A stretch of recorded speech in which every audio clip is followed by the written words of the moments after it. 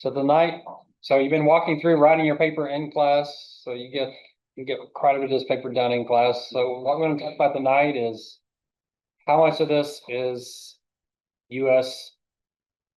Kind of our exercising, our eating. So there's a few places in here I'm trying to find. American lifestyles. We've talked some on this. American lifestyles. It's under the inconsistent cost quality. So we've done a little bit of talking on this. Here we also want to look, it's the problem and the solution. And I question the solution, but in your papers, I do want you to discuss each one of these. Some of these you might not think are important. This is one I question. So the first issue is, are Americans really less healthy than other people just because we don't exercise much, we don't eat right? Is our food industry really killing us? Do we smoke more? Do we drink more? And Americans probably don't smoke or drink more, but do we use more drugs? You've seen the president fighting fentanyl. I don't know anything about these drugs. But certainly we've had kind of innovations in drugs, chemical kind of laboratory built drugs that are taking over the world. And so this first article is, what can employers do? And so Safeway, this is an old article, but they were one of the first ones to come out and do this. You're seeing other employers do this, where they'll actually pay their employees to do certain things. At USAA was, you got a break if you didn't smoke, you got a break if you wore a seatbelt. They never got into kind of the body, heart rate and pulse and those kind of things. USA also started in the break rooms charging less for what they considered healthy snacks versus less healthy snacks, trying to change our behavior. What Safeway said is we could give more money to employees to do healthy things, and what we gave to them, we would save on our health insurance costs. That was their argument. So it says 70% of all healthcare costs are direct results of behavior. Whether that's true today or not, but 70%. So if we change our behavior, our costs would change 70%. The second is, providers of healthcare, at least 74% of all costs are confined to 4 chronic conditions. Cardiovascular, cancer is actually the one that's coming down the most, but diabetes, cardiovascular, and obesity, obviously those are all related to each other.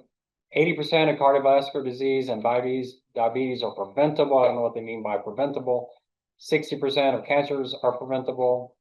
90% obesity, I don't know what they meant by preventable there. Bad behaviors, speeding, tickets for not following rules of the road, frequency of accidents. So driving can be a big one. On the insurance side, on the auto insurance side, can we find something on the health side? So the ones Safeway is looking at, tobacco usage, weight, blood pressure, and cholesterol. And there's a big debate today about cholesterol levels, whether those are really an indicator of poor health either. Now UTSA started something that really irritated me. They started charging, I forget how much it was, $30 a month if you're a smoker, but you had to tell them you weren't a smoker. If you didn't tell them you weren't a smoker, they took money out. So they took $30 out of my account. Then they did it again. Then they took $230 out of my account. They don't know why they took out $200. I've never touched a cigarette in my entire life. I've never smoked. I would think on something like that, they would have to be a little bit more direct to tell me I need to go in, and because I was kind of like, I want whatever I had last year. So it was quite a battle for me. They never gave me all the money back. I think they took $90 from me. From someone who never smokes, I'm on a bike 4 hours a day. They should be paying me money. But tobacco use was one of the ones.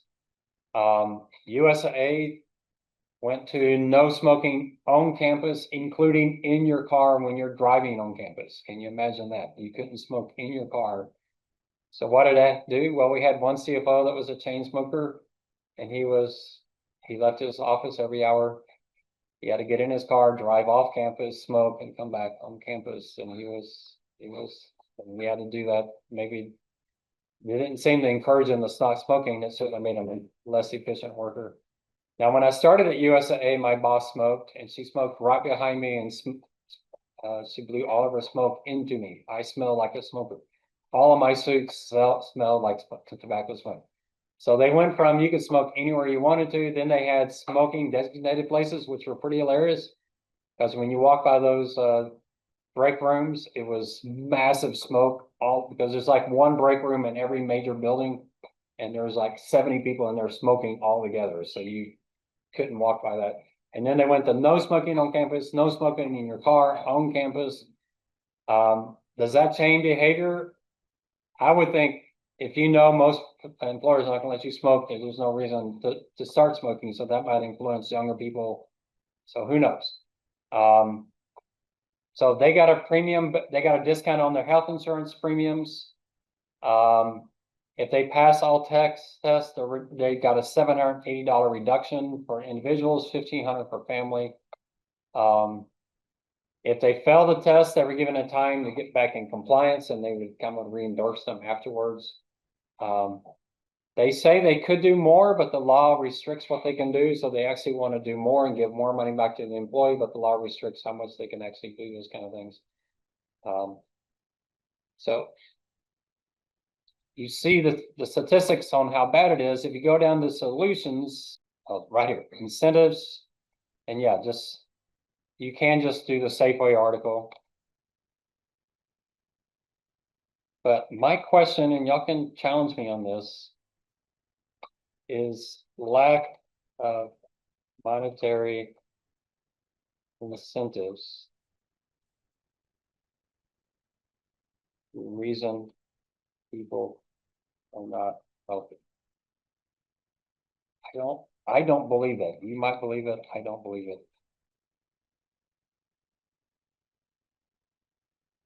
So health insurance companies, they could say, we'll pay for your gym membership. If you hit this weight, you hit this pulse, heart rate, whatever, in 1 year, we'll pay you $5,000. So we'll pay your gym membership. We'll pay you $5,000 if you hit these. And what the insurance company is thinking, yeah, it's going to cost us extra money today, but it's going to reduce our heart disease and diabetes a year from now. Would that be enough? $8,000, or I don't know how much the gym membership is. Would that be enough to induce people to be healthy? I'm not convinced.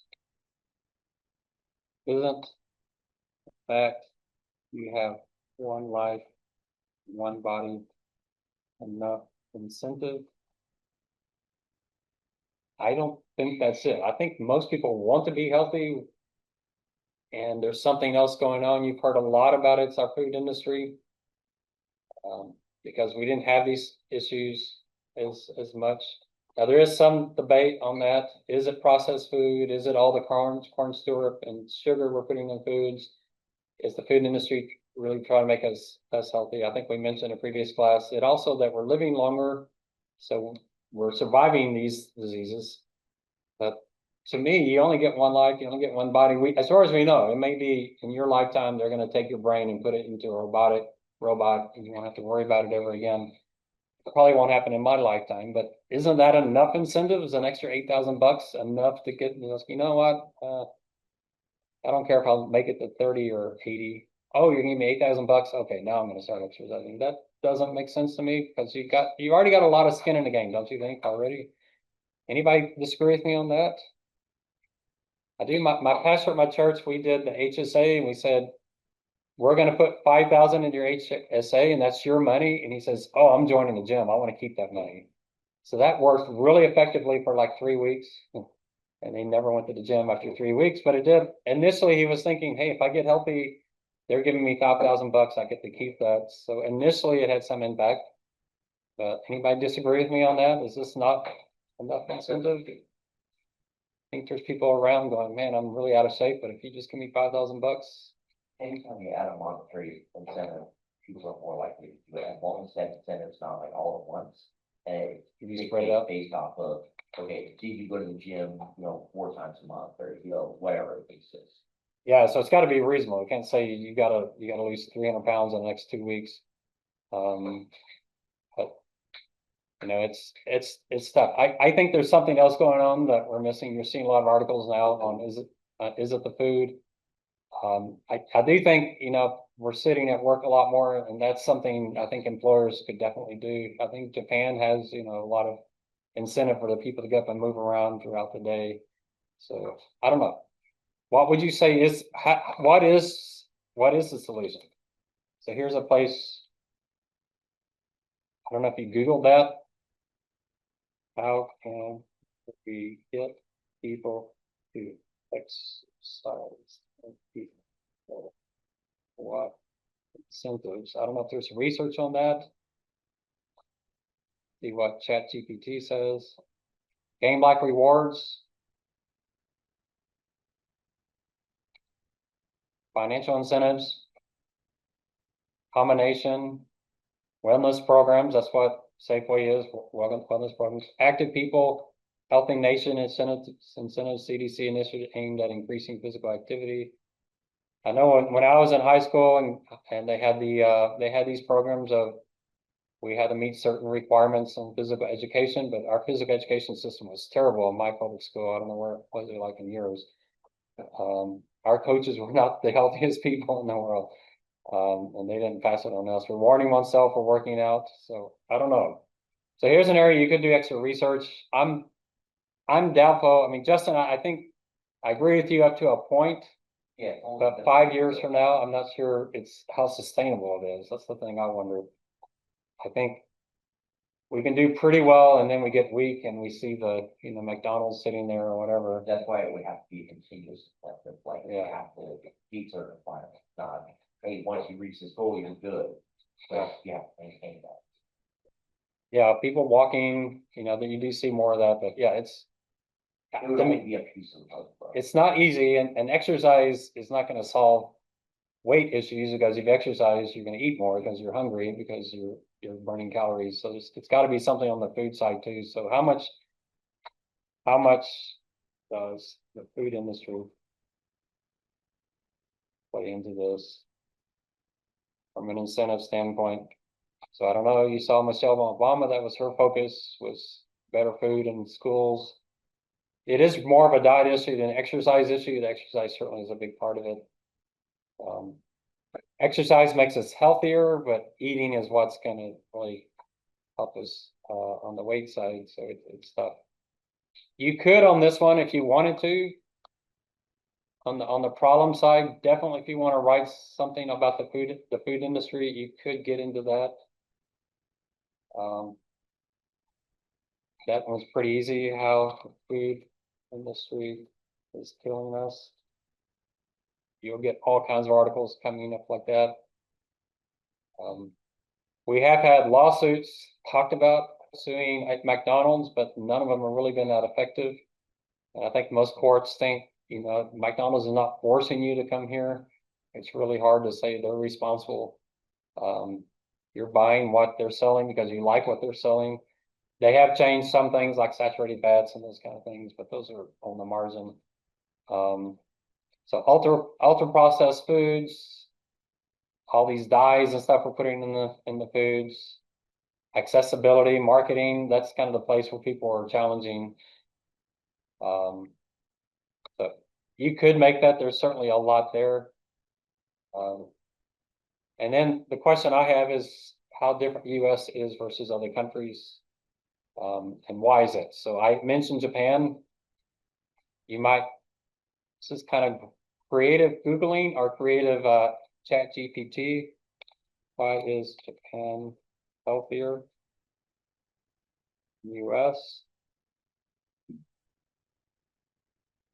Diet, exercise, preventive care, social structure, healthcare.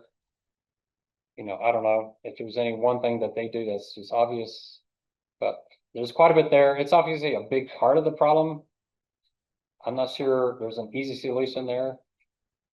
The next thing related to this is the incentive of, never can find, y'all probably have the same problem I did, American lifestyles. The other thing is we prefer pills to exercise because it's so much easier. So this article says exercise is just as good as pills from some conditions, but pills are easier. No difference in efficacy between the exercise and drug interventions was found in respect to coronary disease and diabetes. In other words, they perform the same.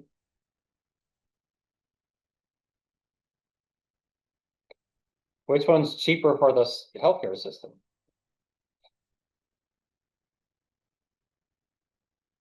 We think just exercise, right? I make fun of the people where I ride my bike and a Lotus. They have really steep hills there, and these people are walking around the block. And I was like, yeah, you tell your friends you walked around the block. And I'm like, big deal, but it's a big deal. Those are really steep hills. They get really good exercise there. With the same respect to stroke, exercise perform better than some drugs. With respect to heart failure, the same drugs, some drugs perform better than exercise. Diabetes, especially, exercise is as good as drugs, much, much cheaper. And we're not talking about people going out and running a marathon once a week. This is the 30 minutes to an hour walk a day. A good friend of mine, she walks every day, and if it's rainy and cold, she walks up and down her hallway like 100 times. So I'm glad she's doing it. It's good for her that she's doing that. Exercise interventions can significantly reduce your chance of dying. Exercise is usually cheap. It's not free, it's cheap. Taking a medication can be far simpler. A doctor can give it to you immediately, but that's part of the problem. Every time a doctor writes a prescription, he or she probably earns some money. So they prefer to give you the drug because they make money in it. What does insurance pay for? It pays for pills. It doesn't pay for gym membership. It doesn't pay for exercise equipment. The same healthcare system is not at all equipped to deal with lifestyle change. No one makes any money. This one's really great to put under that lifestyle side. There's no incentive. This multi-trillion-dollar industry has no incentive for you to be healthier because that's how they make money.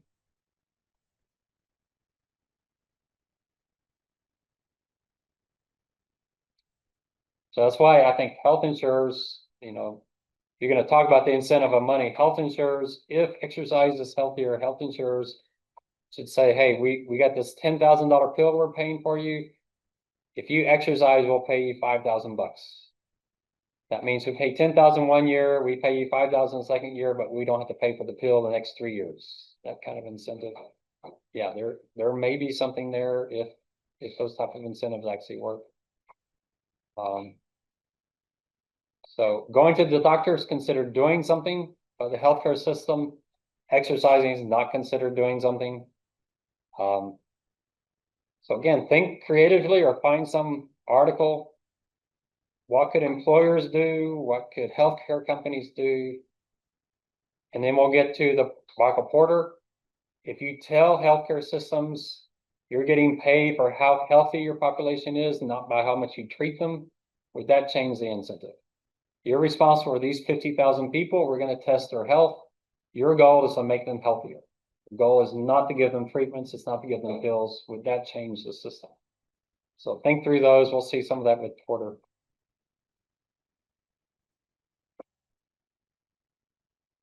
Here's an article, France is healthier, but it's still having problems. If you want to read through that, another country. So if you're going to get into this again, so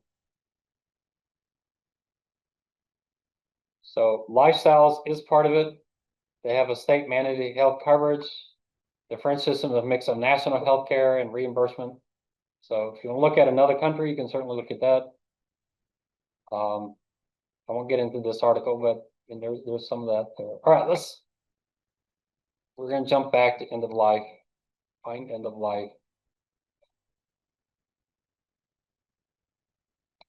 These are some of my favorite articles. These are probably not the ones you want to bring up at Thanksgiving, but at some point you're going to need to. So we're not talking about the end of life. Young people say they would rather not spend their lives that last few months or years in the nursing home. They don't want to die in the hospital. They prefer the hospice. But something happens between when we're young and when we get old. We end up being admitted in the hospital at the end of our lives. explains why modern medicine has turned the end of life into something horrible. That's a really good quote, not a good quote, but a really good bad quote.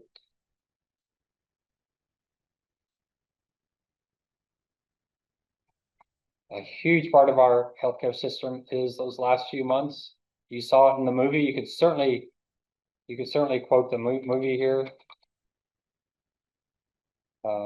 As painful as that was, it was the hardest part of the movie to watch. A nursing home that puts safety before anything else is a failure to recognize that patients have other priorities. So someone in a nursing home, well, you can't have a dog, you might trip over the dog. It's like, it's the end of my life. Let me do what I want to do. If I want to have a dog, I trip over it. It's my life. I want to die with it tripping over a dog, then lives 3 years without my pet. Many people fear the doctor who does not try everything possible. You saw that in the movie. So you might want to bring some of that in. That is it really responsible of hospitals to do whatever is possible, no matter the cost. So when we see Porter, it's quality versus cost. It's the value equation. So you can certainly ask those questions. Remember that really controversial thing, care, not cure. We're going to take care of you, but after a certain age, no more curing. We're just going to take care of you. We're not going to do surgery. We're not going to give you expensive treatments. And this one's really, really great article. I think it's pretty eye-opening. What physicians are doing to their patients, they don't want done to themselves. That's pretty insightful. Most physicians would choose do not resuscitate, no code status for themselves when they're terminally ill, yet they tend to pursue aggressive life-prolonging treatment for patients facing the same prognosis. I think that's part of the problem. Why? It's again that incentive, right? They make money. They don't make money when they have themselves treated, but they make money when they treat other people. You did see in the movie that one doctor was definitely trying to talk that family out of treating their loved one at the end. In fact, both of the doctors for those two cases. So they were giving them the honest truth, but in the end, the patient gets to make this, or the family makes a decision. Here's something you could study: the Self-Determination Act of 1990, if you want to put more research on this. There have been laws in the United States talking about end of life and what patients have. So we talked about that there's a disparity between what we say we want at the end of life and what we actually get. So the Self-Determination Act, doctors now feel they are less likely to be sued. So what was happening is people were doing a living will and they're saying, don't go through extreme attempts to keep me alive. But doctors are doing it anyway because they don't want to get sued. They're ignoring the patient's wishes because they didn't want to get sued. And this law supposedly gave them some cover so they could do that.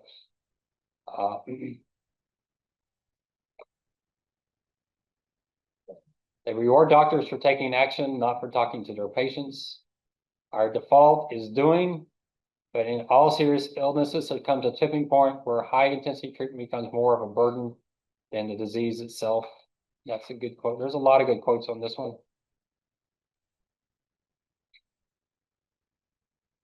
Of course, this one is interesting to me because I'm 62 going on 63. Y'all don't think about this, and you probably don't have to worry about this with your grandparents because your parents couldn't take care of that. But 20, 30 years from now, this is going to become your issue. We don't train doctors to talk about this. How do we die better? Most deaths in rich countries follow years of uneven deterioration. Roughly 2/3 happen in a hospital or nursing home. 2/3. Nursing, the most expensive place you can be, and that's where 2/3 of people are ending up. That's pretty amazing, right? That's probably the last place people want to die, but that's where they end up. Nearly a third of Americans who die after 65 will have spent time in intensive care unit in their final 3 months. Almost a fifth undergo surgery in their last month, and obviously, the surgery may be what killed them, and if it had been successful, it would have saved them. So there might be a little bit of bad data there. I'm not saying you use all of these quotes in your paper. You have to pick which one you think are important. But there's certainly, this is certainly a big part of the problem. Most important, these metasized deaths do not seem to be what people want. We talked about that.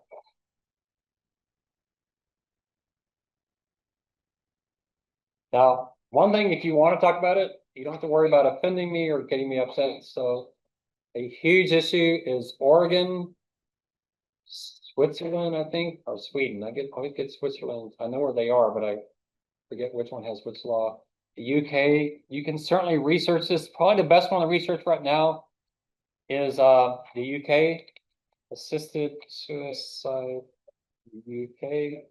This is a huge debate for them right now. They're having laws passed. It's very hot debated. Oregon is the other place.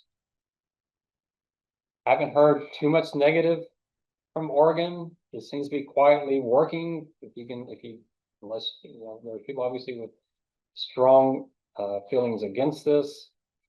And then I can't remember the other country. Is it Switzerland?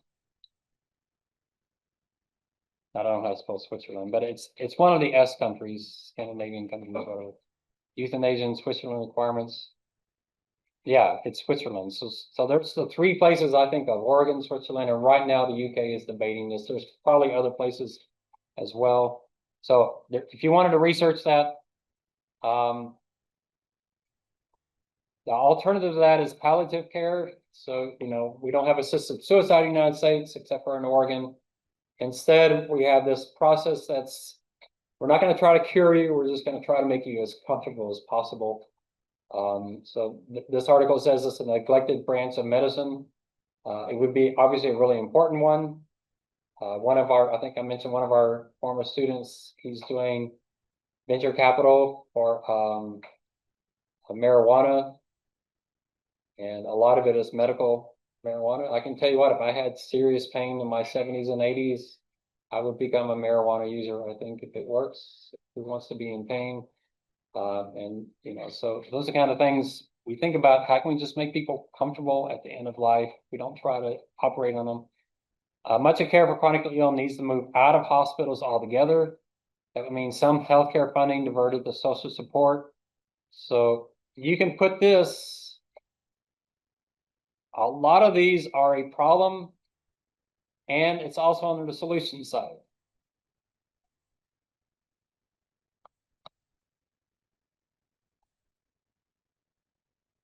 Addressing end of life care.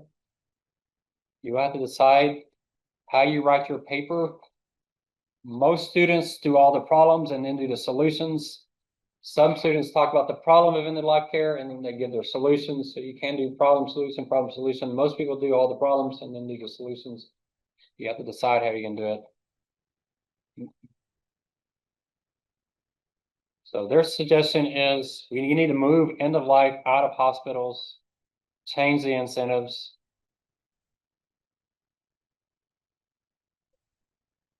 We got to stop doing things to patients and instead make them comfortable at the end of life, because we're going to die. Cost is not an obstacle, since informed, engaged patients would be likely to are less likely to want pointless procedures. Politicians are scared to do this. Anytime you bring this up, the other side of the aisle is going to talk about death panels. There's another article. This one's a few years old as well.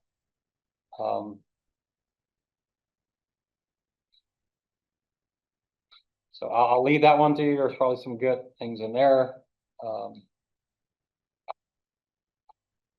People in rich countries can spend 8 to 10 years seriously ill at the end of life. A century ago, we just died.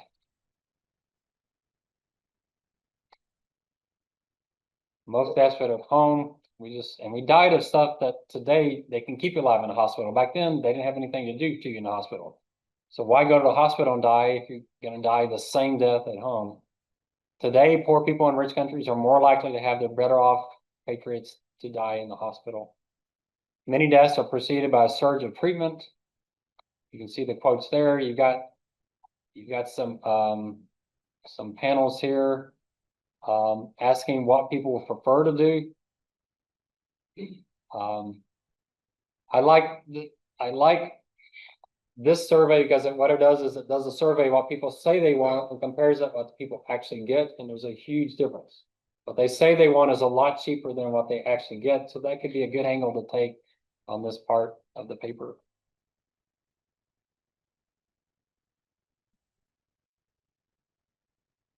Yeah, there's a large percentage of people that their wishes at the end of life are simply being ignored by the family or by the hospitals. Also, doctors give too much hope. They say, hey, will this surgery work? And they kind of say, yeah, if we give you the surgery, we may be able to pull you out. Kind of implying a 50% chance when the chances are like 1%. And it's just like too much hope. You didn't really see that in the movie.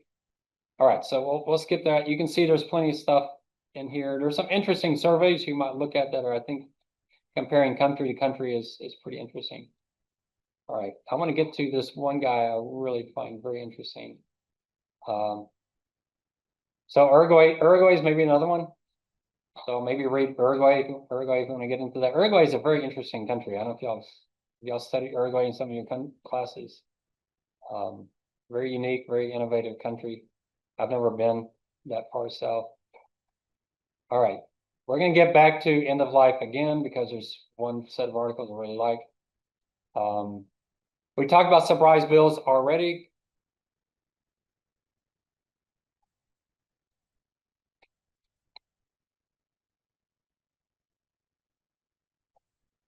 So if you don't have enough there, here's another article on surprise bills.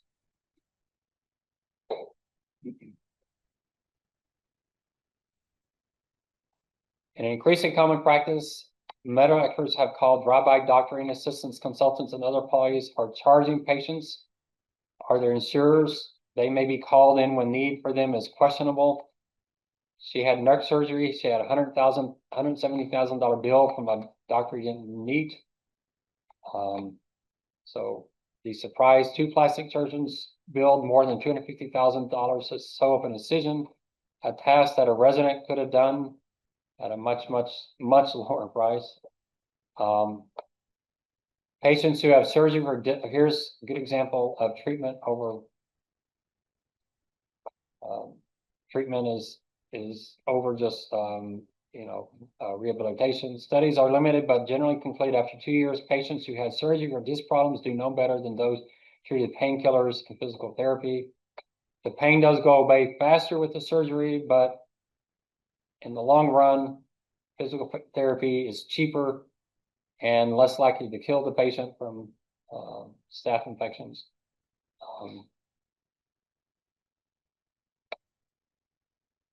So there is some questionable practices going on, whether you want to put that under fraud or under billing transparency. This is one I really like. This guy's going into the surgery. A clinician asked him to sign a financial consent form, noting that the company did not accept his insurance, and he's going to pay it himself. Can you imagine doing that to a human being? He's going into surgery. Says, oh, your insurance doesn't cover this surgery. You need to sign this that you're going to pay for this. Does that make sense? Isn't that like criminally, just negligent? I demanded to know the price when he said he didn't know. So think about this guy on a gurney going into surgery is being told to sign up to pay for this thing. And the guy asking him to sign has no idea how much it costs. Would you do that? I think I've asked before, would you do that in any other world? I'm going to take my car into the dealer this Friday. They better not do $10,000 of work and tell me that when I get back. I'm going in for an oil change. They better call me. They always call me. We need to replace the entire engine. I'm like, no, I think I'm good. It's like, okay, it's only $87,000. No, I think I'm good. Just change the oil. But at least they have to ask me in advance. They're asking him in advance without telling him the cost. They're just going to do it. He said it would cost $500 an hour. He negotiated on the gurney. He negotiated down to $300. Is that what this guy should be doing going into surgery? Doesn't sound like it to me. Sounds pretty ridiculous.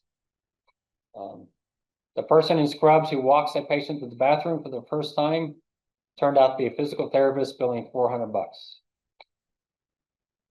That sounds like something a nurse or nurse practitioner or someone could have done. Look at this bill.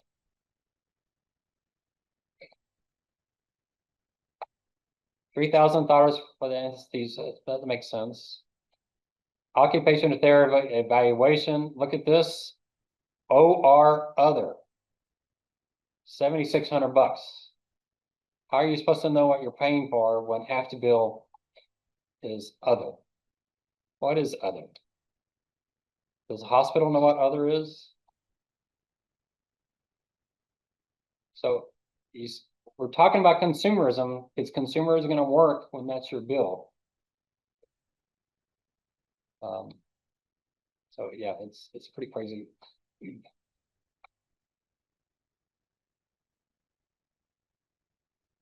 Air ambulance, I won't, yeah. What the key with air ambulance is that it's usually outside of most of these laws protecting from surprise bills. And so it tends to end up being pretty expensive. So Congress passed the bill. I don't know if the name of the bill is in here, but they passed the bill. The plan to ban these kinds of bills was popular and bipartisan. It was back to the White House. It fell apart in the 11th hour after private equity firms fought against it. Her health plan initially said it would pay $7,000. She was intubated on the ventilator when her providers felt it was necessary. She had no decision in the selection process. After all of that, I mean, she got this massive bill. All these decisions being made without her participation. So there is action by Congress to try to address surprise bills. I think there was an actual bill passed. And air ambulance bills are often most costly type of surprise medical bills. Doctor found a median charge of more than $38,000.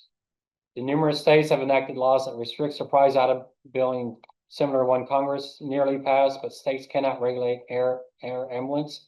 Courts have repeatedly interpreted the Airline Deregulation Act as protecting air ambulances from rates. So a state can pass a no surprise bill and they can't help with the air ambulance. Yeah, this one's kind of humorous. This guy was surprised to get two $1,400, $1,500 medical bills for the Los Angeles Fire Department. They took us around the corner. I could have walked, she said.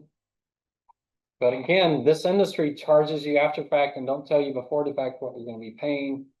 No one in their right mind would do this in any other industry. All right, consumerism, healthcare. Here's an article from 2022, a little more recent. Clunky, costly, highly regulated health systems are often dominated by rate-seeking middlemen, are being shaken up by firms that target patients directly, meet them where they are, which is increasingly online, and give them more control over how to access care. I'm going to put that under consumerism. That should be a big part of your paper. It's one of the first ones under the solutions.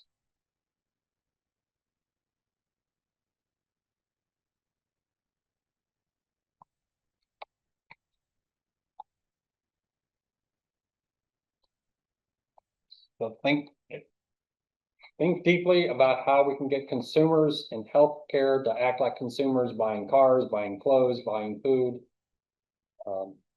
What industry don't we want them to be like? Well, maybe life insurance. We talk about life insurance being a clunky, non-transparent system. Anytime insurance gets involved, it gets complicated and consumers lose their power.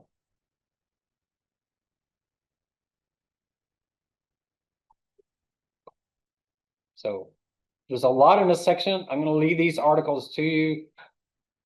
The key here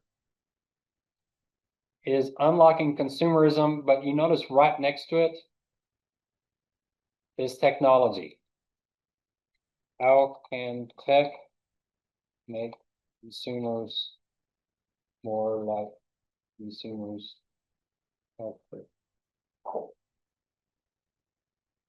So you have a lot of examples here. I'm not going to go through all of them because we're kind of running down on time. I just had a former student. He's in a startup that does telemedicine. So telemedicine is one.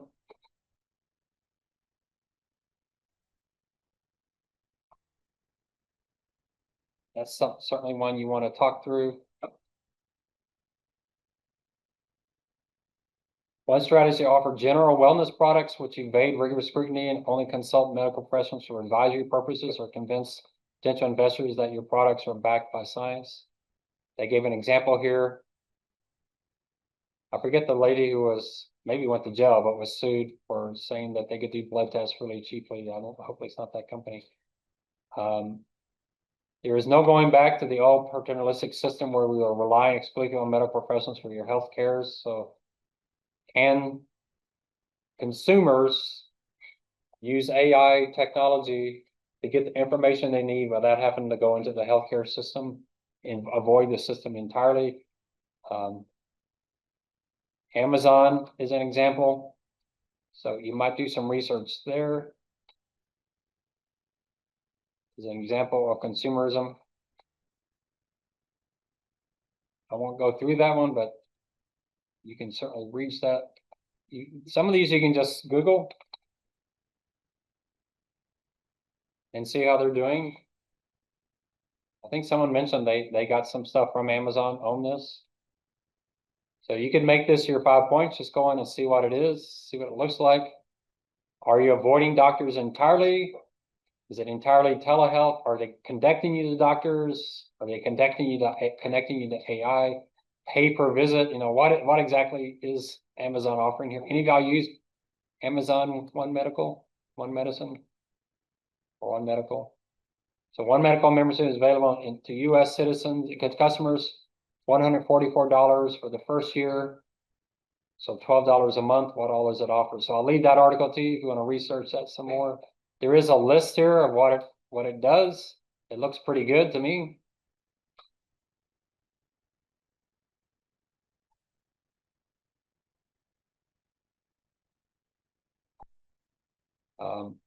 After removal of cancerous prostate gland is 76%, but the best clinic is 17. Here's an example of, this one's kind of in the article, but not in the order of what we're talking about here. So if you go up to quality,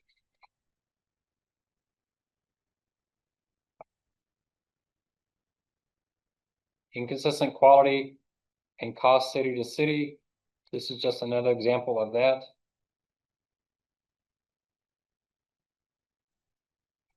Now think about this, prostate gland, the side effects of that, or the medical problems of that, are pretty serious.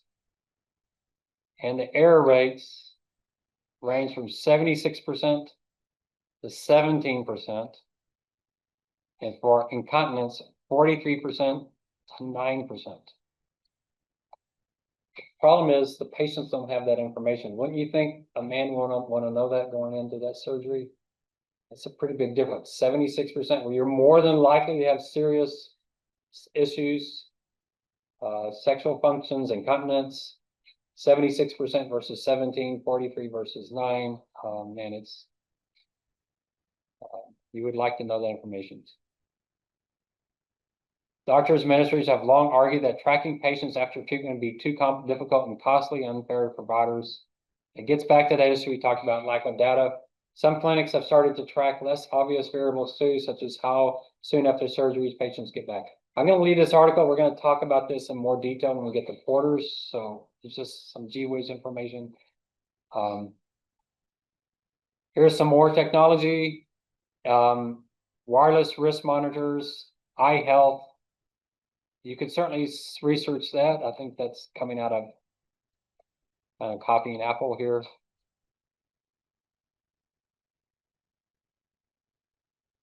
Eye health labs. So that's another area you could certainly do some research on. I'm going to skip through that article, but put that under technology. The technology part, if you look down at the technology part,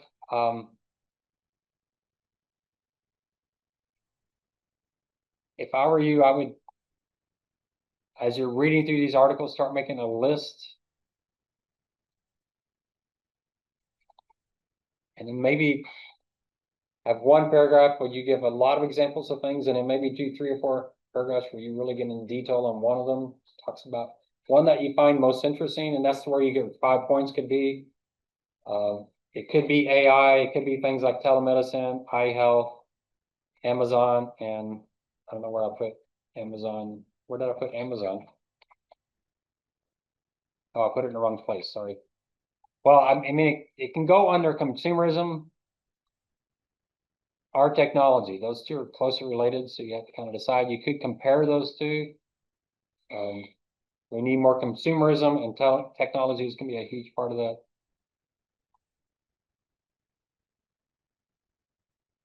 And that gets you to innovations again. This gets back to technology. iPhone received data every 5 minutes on glucose monitor implanted in patient's body. Combination of detector algorithm and pumps reduced the amount of time patients spent with low blood sugar by 2/3 compared to usual care. Amazon will be able to sell prescription drugs to customers in 50 states. You might look up PillPack. Last year, the vast majority of prescriptions were picked up in person, but Amazon can simplify the process. So there's another one on the consumer side.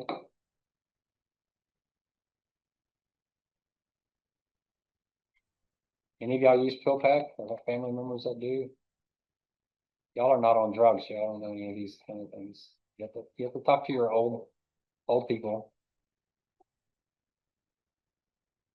There it is. So what you could do at Thanksgiving, you could probably get all your points for the 5. Catch your grandmother. Say, who's your pharmacist? Oh, I go to CVS. Okay, we're gonna sign you up for PillPack. I got a class. I got to see how much it's going to save you. So how many pills do you have? And she has 23 pills, probably.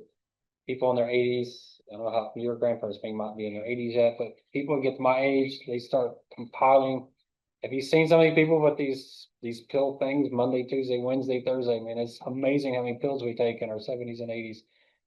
So go online with your grandmother and sign her up for PillPack and see how much money it saves. All right. I'll give you some points for that. That would be interesting. Maybe I need to test it myself personally. Dr. Yu, this week, 3 of the biggest names in American business, this is a few years ago, Amazon, Berkshire Hathaway, and JP Morgan announced a new venture. You can look that one up if you'd like to. I don't think it's actually gone very well since they announced it, but you could certainly research it and see it. If that's another solution on the consumerism side.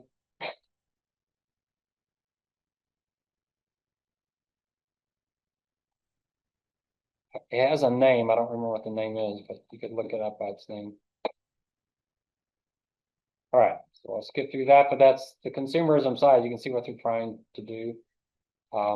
Apple devices, digital devices, that is definitely part of the technology.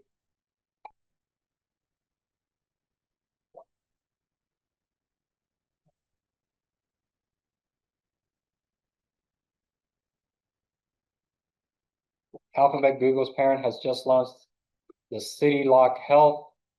That's what we are just talking about before. Deep Mind Health. So you got some names in here. If you really want to get in one of these, you could certainly find quite a bit. Using AI to detect possible deaths of hospitalized patients 2 days earlier than the current methods.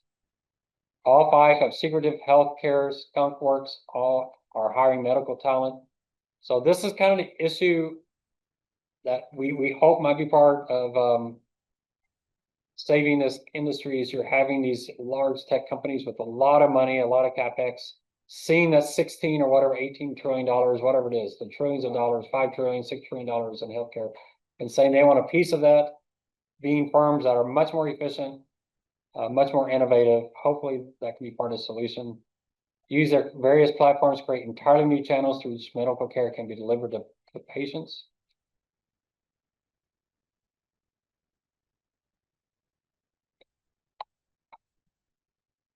But when was this article written? It wasn't written in 2025.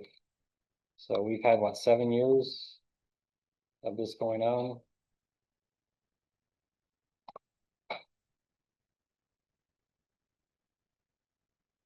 The data so far suggests that Apple's platform may soon enable medics to spot Parkinson's digitally over the internet before it is symptomatic to the patients. I don't know if that's going anywhere. So City Block is another one you could research and probably Google. It's got a web page. Get the care you deserve. I don't know what I deserve, but I guess hope it's something good. What we do, so you can go to the websites and get all kinds of information. We're covered by your insurance. How is this different than what we're currently doing? So it'd be interesting. So you could very easily read the article and then go see what they're doing, try to figure out, is this part of the solution and why? Definitely could be your entire extra 5 points there. I'm giving you too many options on the extra 5 points, but I mentioned this on cancer. So there are some places where we are seeing some good results. Things are getting better. Cancer is related to age. If you strip out longer lifespans, it becomes clear that in the rich world, the early 1990s were an inflection point. Since then, the age-adjusted death rate has been falling slowly but steadily to trend in similar other developed countries. I'm not sure where this fits in on our rubric, but it's at least good news.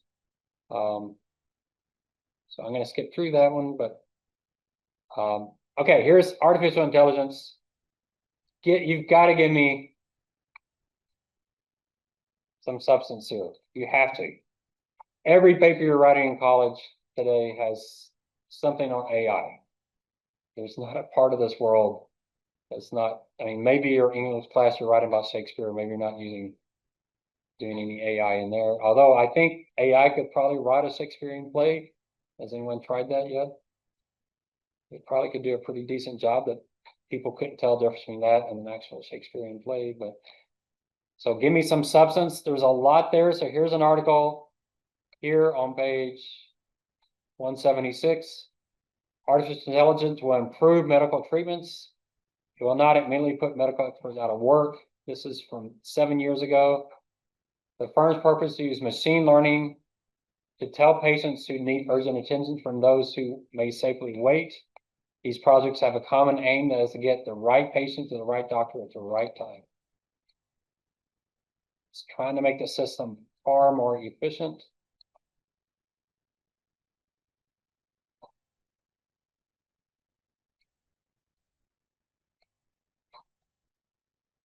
There's an AI skin cancer detection system that can do better than most dermatologists. The humans are able to identify 87% of skin cancers. The computers found 95%. So find some examples like this. There's several of them in these articles to show how AI is working. That makes your paper much stronger if you give specific examples. And a good way to write is you have the theory, you have the pros and cons arguments, and then you have an anecdote that supports whatever you're saying. And here's some good anecdotes. So AI might, at least initially, be nothing more than a good second opinion, but a free good second opinion from a computer is better than having to find another doctor you have to pay. Breast cancer cardiologists looking at these scans are searching for signs of heart disease, but can miss 20%. That means patients be sent home when they could have a heart attack. AI can detect changes invisible to the eye and can improve accuracy of diagnostics. Just another example.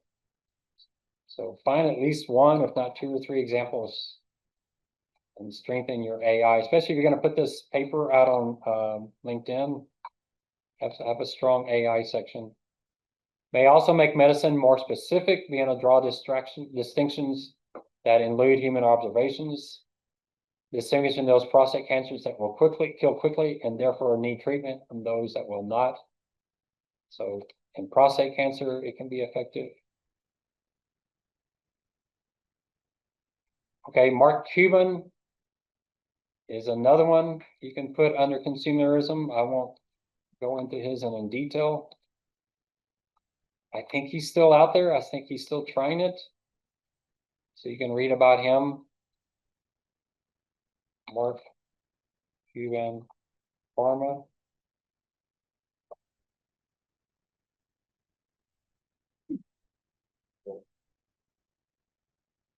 Cost plus drugs. Anybody tried using them?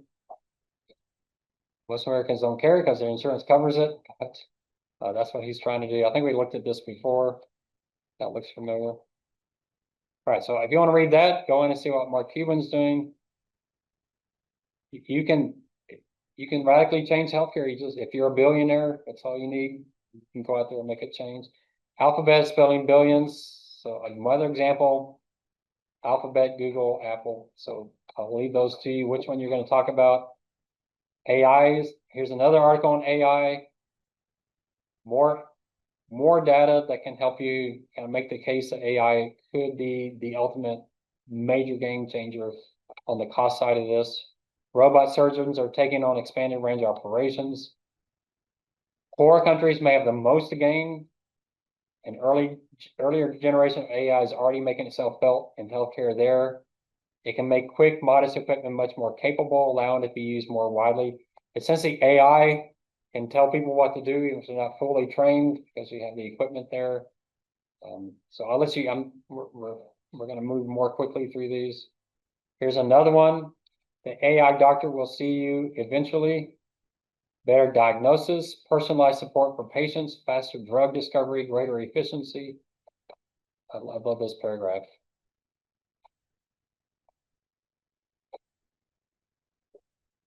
So it promises to be transformational.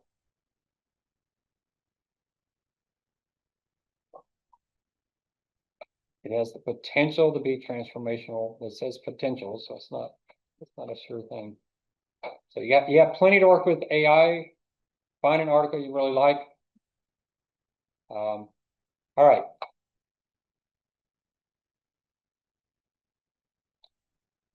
Let's go back to consumerism.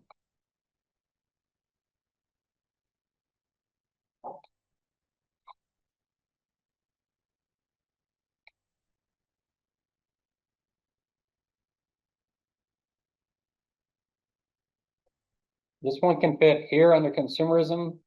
It can also fit under medical tourism. We'll talk about that some. Medical tourism is pretty interesting. So here, virtual wards is a fancy term for low-risk patients who are monitoring at home. Patients are giving electronic doodads, blood pressure cuffs. This is being tried. So you could look up virtual wards. That probably falls more under technology. And in England, they've reached 10,000 virtual beds. Actual beds is 140,000, so they got quite a ways to go. They want to get to 24,000 virtual beds. So essentially, your hospital bed is at home in your bedroom, but you're hooked up to stuff and they're monitoring and they know to come drive someone over to your house if they see something a lot cheaper. Everyone seems to agree the cost per day of virtual wards are lower, about a third lower. So that's a possible solution. Hospital seems anachronistic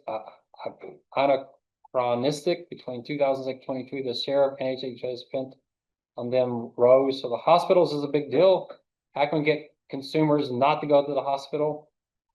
So these virtual wards. So you might look up a virtual ward.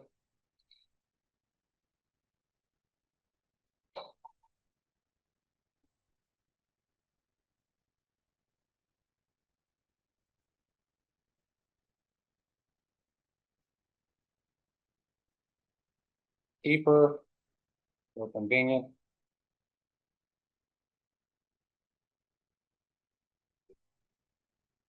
And let's get through that article. All right, here we get some definite costs. So let's talk about consumerism, but also medical tourism. So come down to medical tourism. This is like the easiest one of all. You get, if you just say something, you get quite a bit. I just can't find it. Consider low cost models. So it fits under consumerism. You might move this to be right after consumerism. So there's a heart surgeon in India. I don't know what the airfare to India it is, but you can go to India and get a heart surgery for $1,600. that costs you $106,000 in the US. So your first question is quality, right?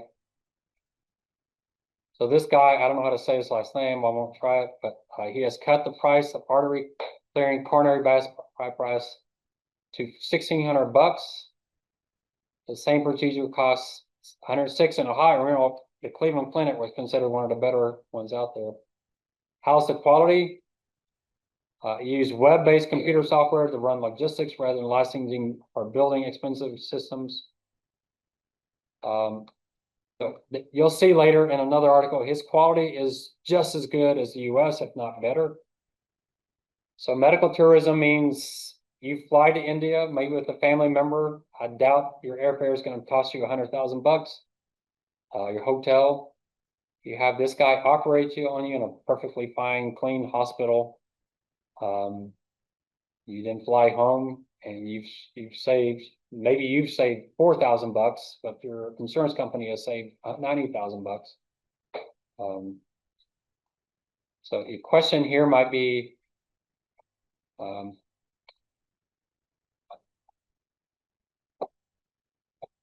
can look up his name. So how should insurers handle this? Surely if an insurer says, hey, we can fly you to India, you can take two of your family members, they can go on vacation while you're in surgery. Hopefully they won't have too much fun, but you're in surgery with this guy who's as good of a doctor as anywhere else.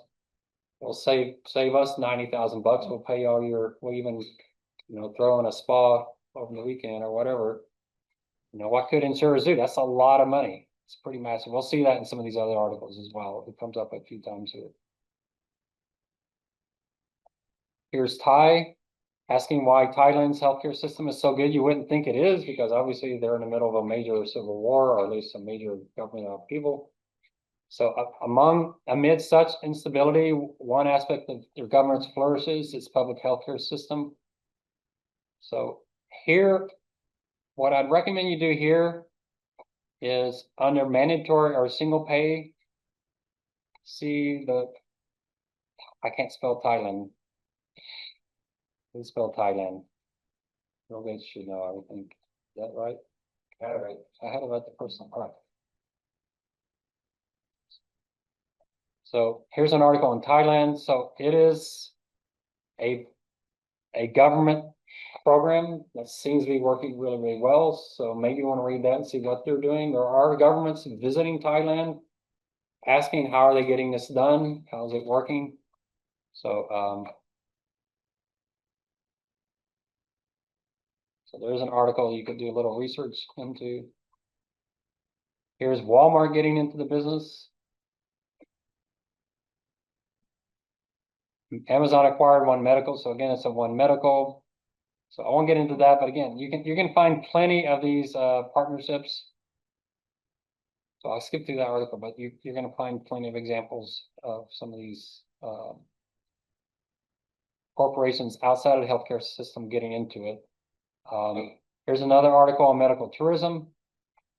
Some come from treatment they cannot get at home. Others escape long waiting lists for public health care or high prices for private operations.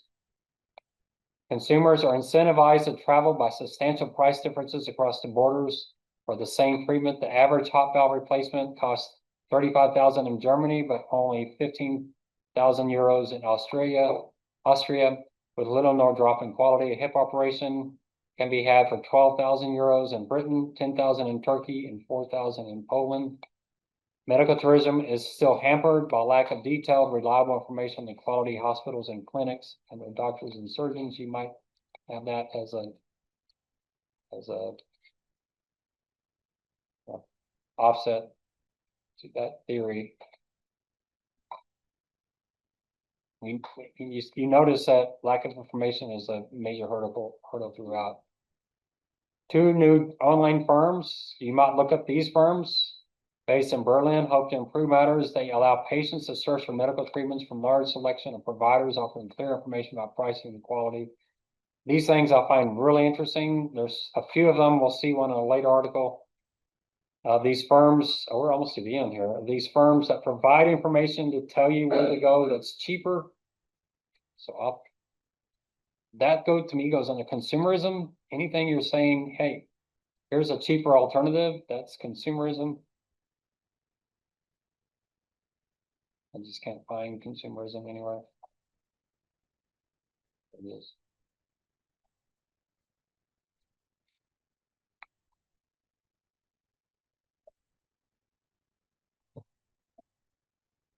Fewer American patients came than expected, partly because health insurers were not interested in sending people overseas. So that's not questioned. Does the health insurance industry have some role to play here?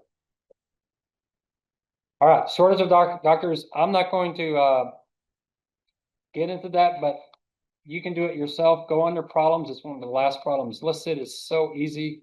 Just quote the article. Just get the page number for the article.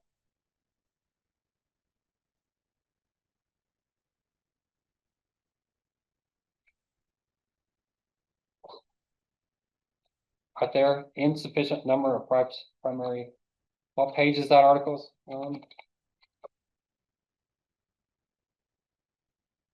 And it's a recent article too, 2023. So on page, I think 199, unless I've added pages by accident. So you can do that yourself. You don't need me to read that for you.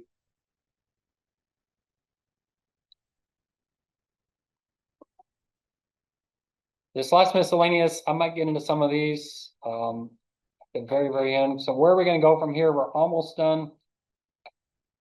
I guess the question is, do we hit every item on the list? Pre-existing, we need to talk about that one. That one's really easy. We'll get into that one.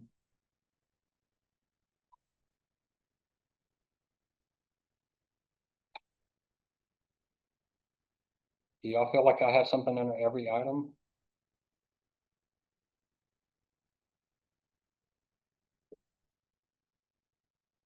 All right, we need to talk about the tax side. I'll get into that again. I do need to cover that one. I'm going to cover that without an article. Just explain it to you. There's quite a bit on tax that you can add. I'll talk this one a little bit.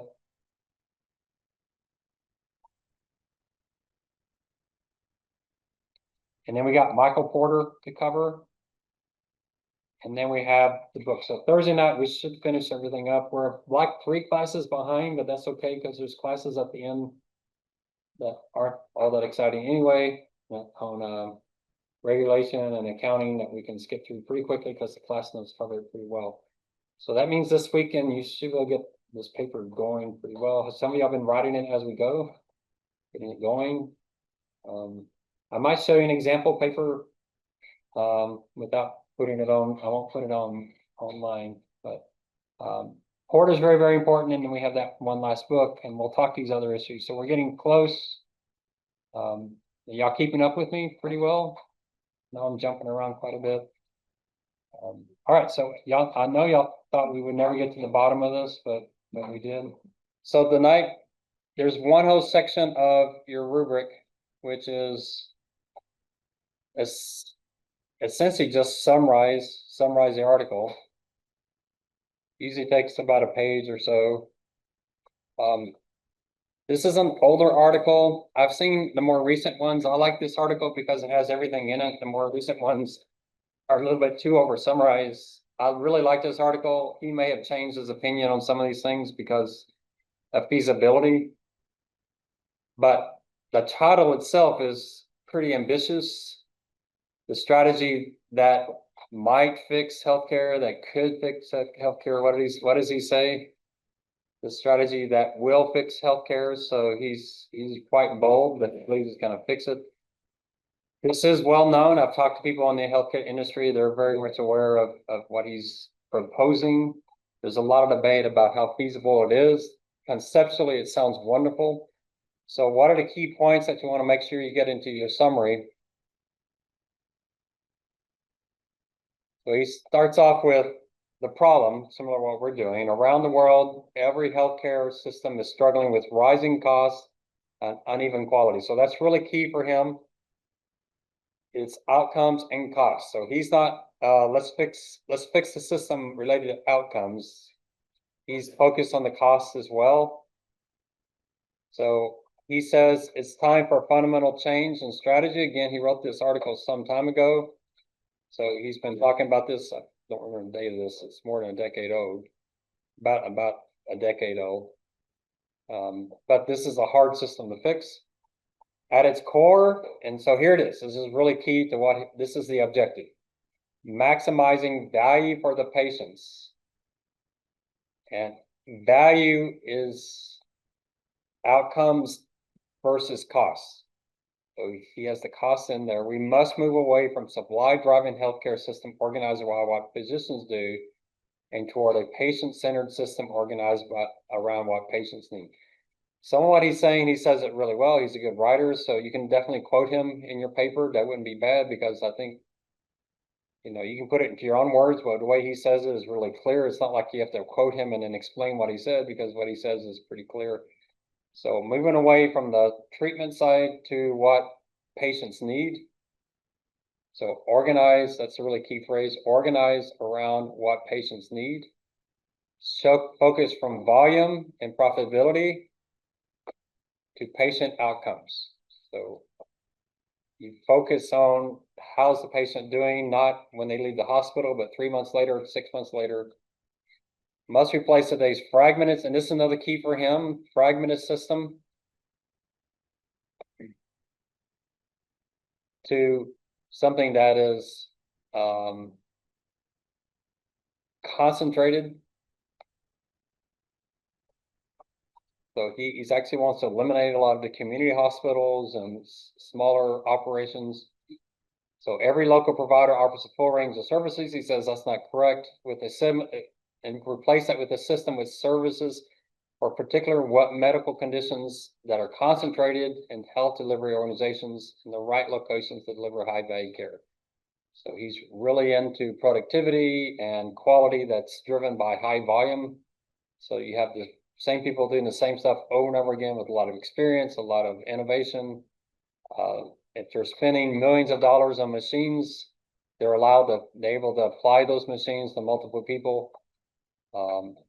They require restructuring how healthcare delivery is organized, measured, and reimbursed. So he's talking about a massive, how do you organize it, more concentrated, how it's measured, its outcome for patient versus cost, how it's reimbursed based on outcomes, not based on volume. You see where he's going here. It sounds really good, right? It's pretty complicated, but it sounds really good if you could actually get this to work. Here's something you might put in your paper, because it has in it, I don't know if I like all the arrows, but it has in it the components. He has what he calls integrated practice units, measure outcomes and costs for every patient, bundle payments and care cycles, integrated care delivery across separate facilities, expand excellent services across geography. He has in there what holds this all together is technology. It's the platform that enables all these things to talk to each other. So this is his main kind of process map. To me, having all these arrows just means it just makes it look really confusing to me. But he's essentially saying you've got to coordinate. This thing has to be talking to itself, coordinating with itself throughout.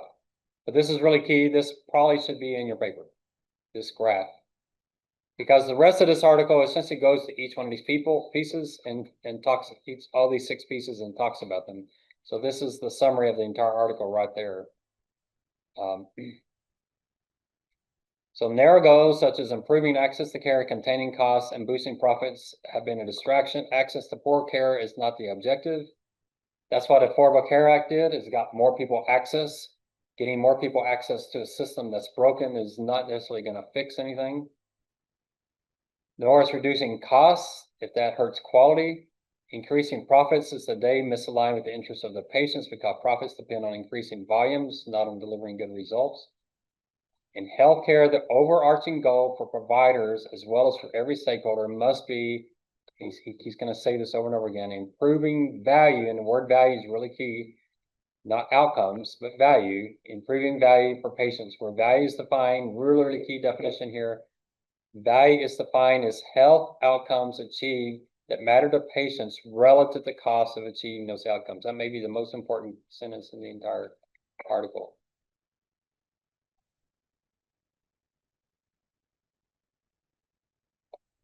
I try to highlight it, but I can't highlight the whole thing.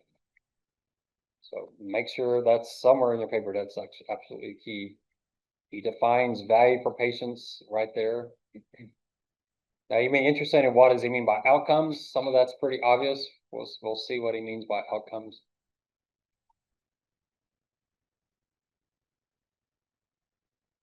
And again, moving away from fee for service toward performance-based reimbursement. This is the part I think is probably going to be the most difficult.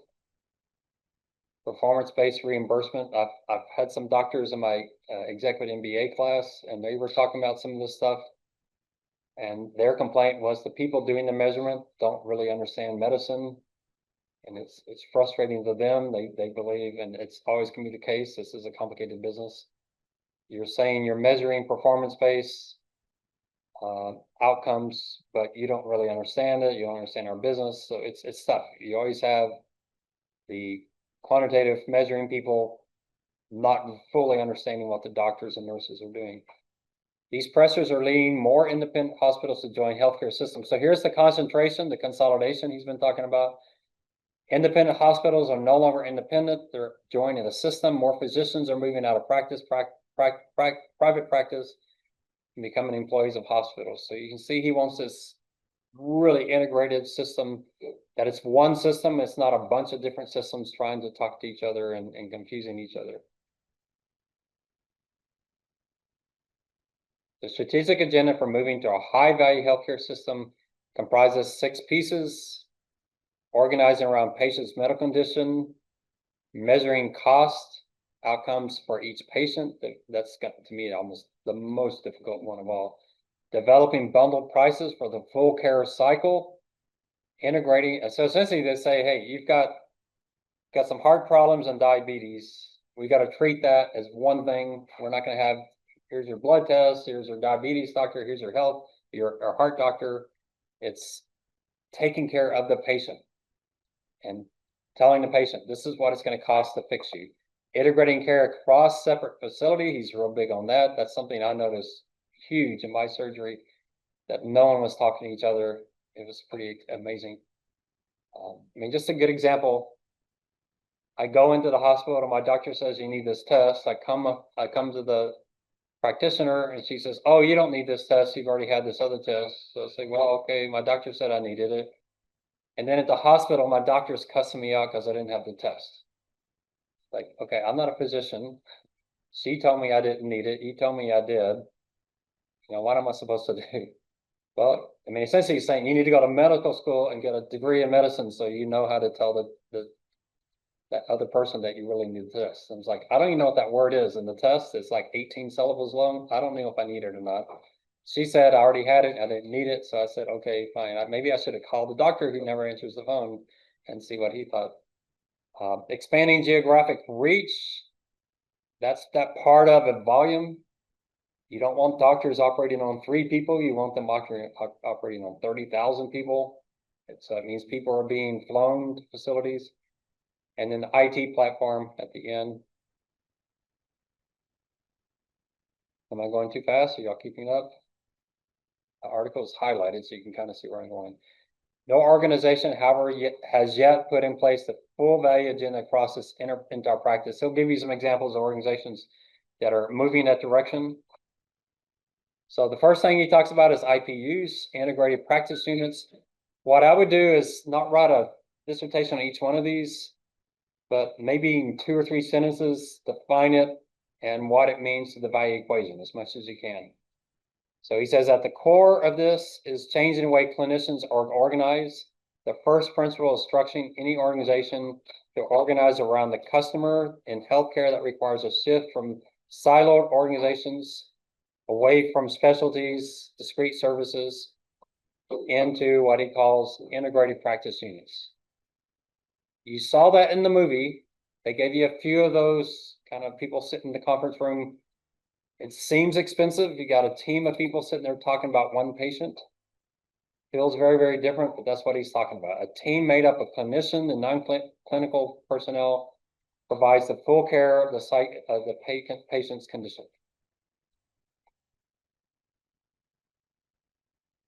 IPUs not only provide treatment, but also assume responsibility for engaging patients and their families in care. That's pretty big.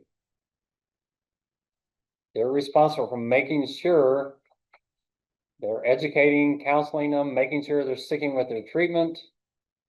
I mean, good example in Costa Rica, they have, y'all know what the deadliest disease in the world is?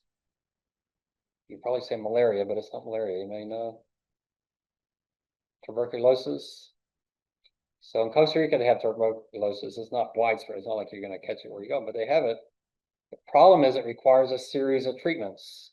And the people we're treating are walking 15, 20 hours to get to the doctor. And so they don't always get the second treatment. What happens with tuberculosis if you only take the first treatment?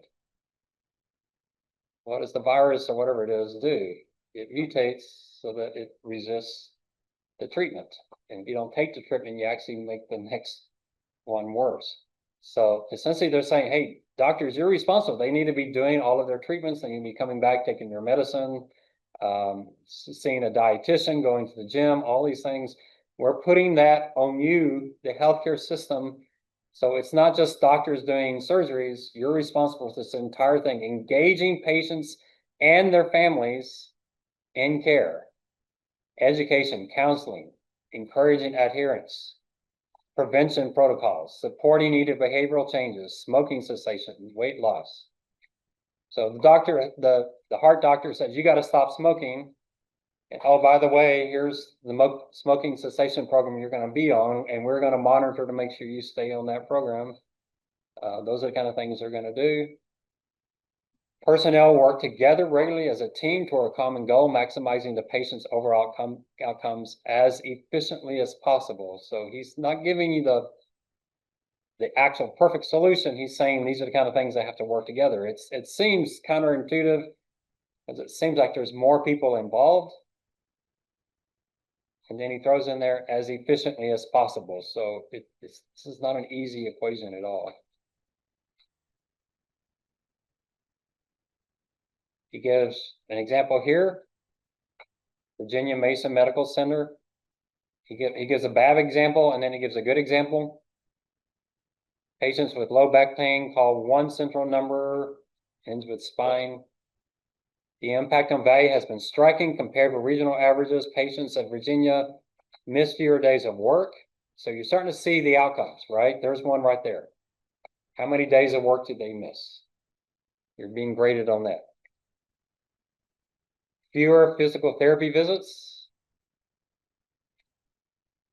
In addition, the use of MR scans to evaluate low back pain has decreased. Fewer MRI scans. Better care has actually lowered costs. So Virginia Mason's one of those hospitals you could research to see. I think it might have been in that movie. I can't remember, but I know the Cleveland Clinic was in there. Virginia Mason has also increased revenue through increased productivity rather than. So part of what they're saying is, if we get better, we can see more patients. Because it takes us less time to deal with the patient because they're not coming back with problems that they shouldn't have, which means we can see more patients. Our revenue actually increases because we're more productive. Rather than depending on more fee for service and duplicate tests, the clinic sees 2,300 new patients per year compared with 1,400 under the old system. And it does so at the same space with the same number of staff members. Whenever IPUs exist, we find similar results: faster treatment, better outcomes, lower costs, improving market share in the conditions. So Virginia Mason is the example, exactly what they're doing in this model, because obviously they're not doing the whole thing because we're probably some time away from being there all the way. But you know, you could certainly, as part of your 5 points for borders, you could go out and research on Virginia Mason and see if they say they're doing something different than everybody else. Sounds impressive. All right, everybody good on IPUs? You see what they're talking about there? Measurement. This is where now we got the accountants involved, and this is when it all falls apart. Not because accountants aren't smart, but because the problem is incredibly complex. I grew up under ABC. I don't know if they still use ABC. Y'all heard ABC? Anybody know what ABC is? Well, there's other terms for it, but in accounting, what is it? Activity-based costing. Have you heard that?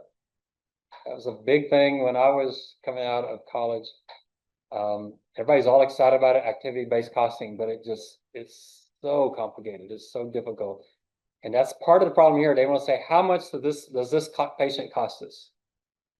And oh, it's so tough to do because you have CEOs of hospitals. You pay a CEO $2 million. How much of that CEO's salary gets applied to this patient? Is it 0.0001% of their time? You know, it's really difficult to do. So rapid improvement requires measuring results. Teams improve and excel by tracking progress over time and comparing their performance to that of peers. Rigorous measurement of value, outcomes, and costs is perhaps the single most important step. I think it is definitely the most important step, and it's also, I think also the most difficult step of all. Hospitals are incredibly complex organizations. All right. So what do you measure on the outcome side? Remember, who's the focus here? It's the patient. So your outcome depends on the patient. What does the patient want? They need to be mobile. They need to be back in work. They need not be having to go back for additional MRIs or having infections. What are those things that they want? And he gives a list here in a second.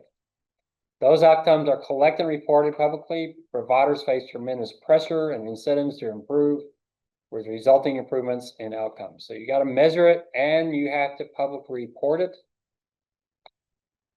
because that gives an incentive to the hospital to get better. People know your quality standards. That's going to change who goes to your hospital. Here's a list of some of the outcomes he has. Tier 1 involves the obvious things, mortality rates. So yeah, if the patient dies, that's probably not a good outcome. But also concerned about functional.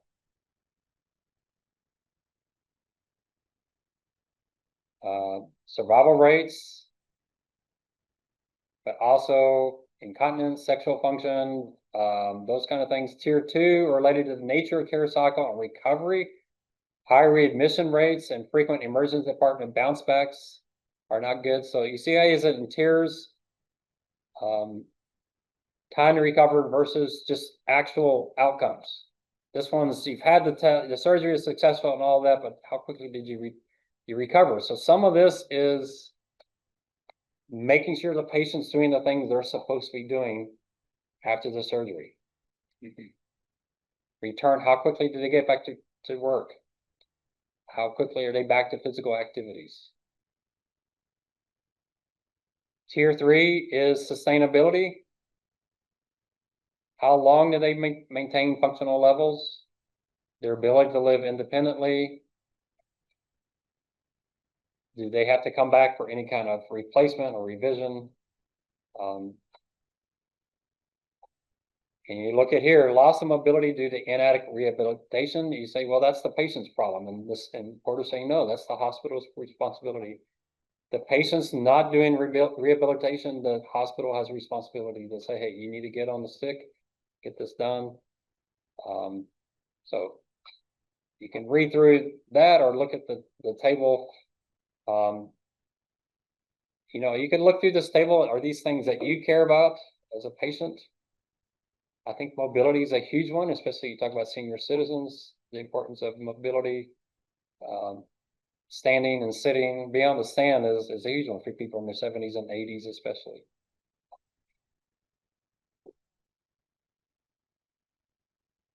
And then measuring costs, which is one I think is the most difficult. For a field in which high cost is overarching problem, the absence of accurate cost information in healthcare is nothing short of astounding. Few clinicians have any knowledge of what each part costs, much less related to the outcomes. So how do you get value versus cost if you don't know what anything costs? You could get the outcomes, but if you don't know what it costs, you really can't make good decisions. So you got to get the cost.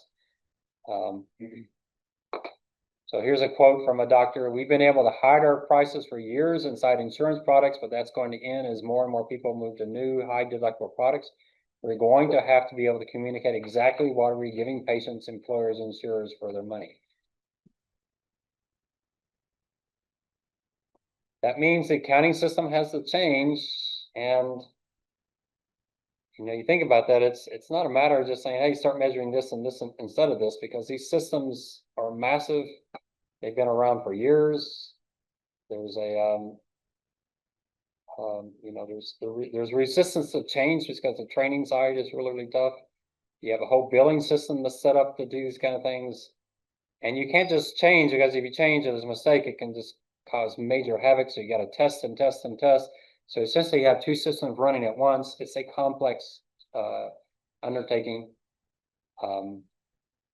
So he's saying this is where it's just really difficult to measure costs at the medical condition level, tracking expenses involved in treating conditions over the full cycle of care, understanding the resources used in the patient's care, personnel, equipment, facilities, capacity costs of supplying each resource, the support costs associated with care, IT and admin. How do you associate those to a specific care? Then the cost of caring for a condition can be compared with the outcomes. So that is a complicated sentence. They do activity-based costing. That's what ABC is all about. I had to do that at USAA. It seems really random to me at times. They asked me to assign my cost to everything I was responsible for, and guess what I did? I'm just like, what did I do last month? Just copy that over. It's tough. I'm not criticizing accountants. I think what they're trying to do is really, really complex. So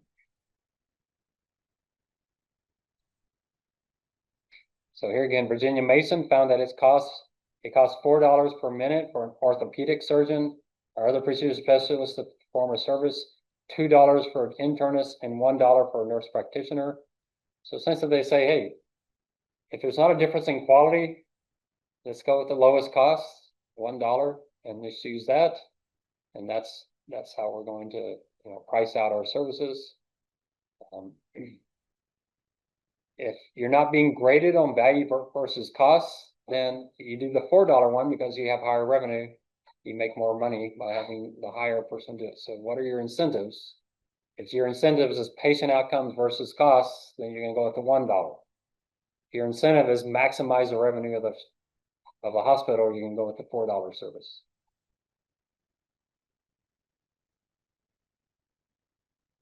All right. Any questions on? I don't know if I answered any question on this one. Measuring outcomes. I think the patient side, you somewhat understand that, even though that's not the easiest to get. You got to set up the systems to measure that. But the cost side, I think, is really, really a tough one. All right, bundling, moving everything more consolidated. You're somewhat seeing that with some of these major consolidations, but they're major consolidations over the old incentive model. He's talking about consolidations under the new model where you're focused on the patient and the cost to the patient. Global capitation, that's like HMOs, those kind of things. A single payment to cover all patients' needs rewards providers for spending less. He doesn't like fee for service. He doesn't like capitation. Fee for service encourages overtreatment. Capitation encourages undertreatment. He doesn't like either one of those models. He wants outcome per patient versus the cost. Fee for service, the hospital can control that just by ordering more services. The payment approach best aligned with value is a bundled payment that covers, here it is right here. If you want to see a summary of this third one, bundled payment that covers the first full care cycle for acute medical conditions, the overall care for chronic conditions, or primary and preventive care for a defined patient population. So one payment covers all of these rather than having each kind of individual specialist having their own payment system. Payment is tied to overall care for a patient with a particular medical condition, aligning payment with what the team can control. Providers benefit from improved efficiency while maintaining or improving outcomes. So essentially you tell them, hey, we're paying you $100,000. You're getting $100,000. they're gonna be graded on the patient does well, so they can't say, you know what, we won't do much for them, we'll save costs, because then their outcome's gonna look bad. Or they say, well, we'll just put everything into this patient, and make sure their outcomes are good, but then their costs are bad. They've got to figure out how to get the patient to do well on the other side. And if they can do that and reduce their costs, they get to keep all that they saved. So you see the incentives there. The outcome of the patient, they get a bundled price. That bundled price doesn't change. Any cost they cut makes them more profitable. Sound bundle payment models should include severity adjustments, and this is what the UCLA doctor kept saying in the movie. We've got a reputation for being very high quality, so we get the most difficult cases, so you got to adjust for that, adjust for severity. Care guarantees that hold the provider responsible for avoidable complications like infections. Stop loss provisions that mitigate the risk on usually high costs. You know, something could happen, some major event in the area. And then they got to report certain things.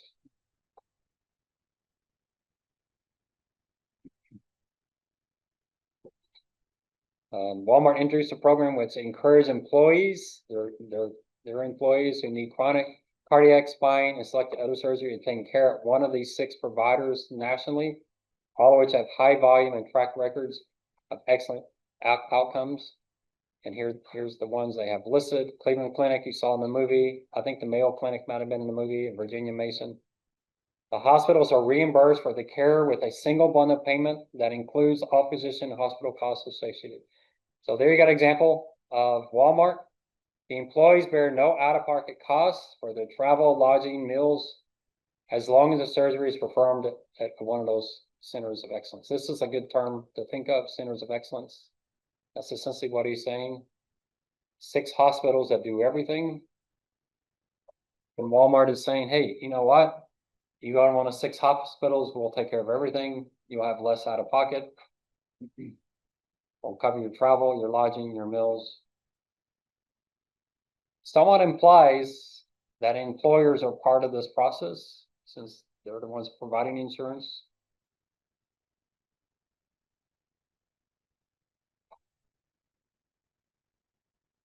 All right, everybody see that one?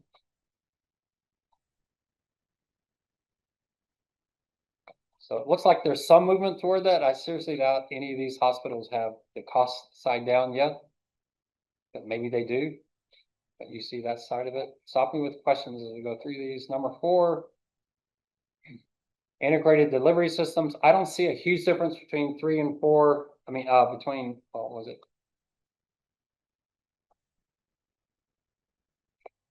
Yeah, between 2 and 4. Very, very similar. There are huge opportunities for improvement value as providers integrate systems to eliminate fragmentation and duplication of care and to optimize the type of care delivered in each location. To achieve true system integration, organizations must grapple with 4 related sets of choices: defining the scope of services, concentrating volume in fewer locations, choosing the right location for each service, integrating care for patients across locations. I think 2 and 4 are essentially the same except for the word integrating. Is that when you move patients from one location to another, everything needs to all be part of the same system. You can't have them suddenly go into a whole new system.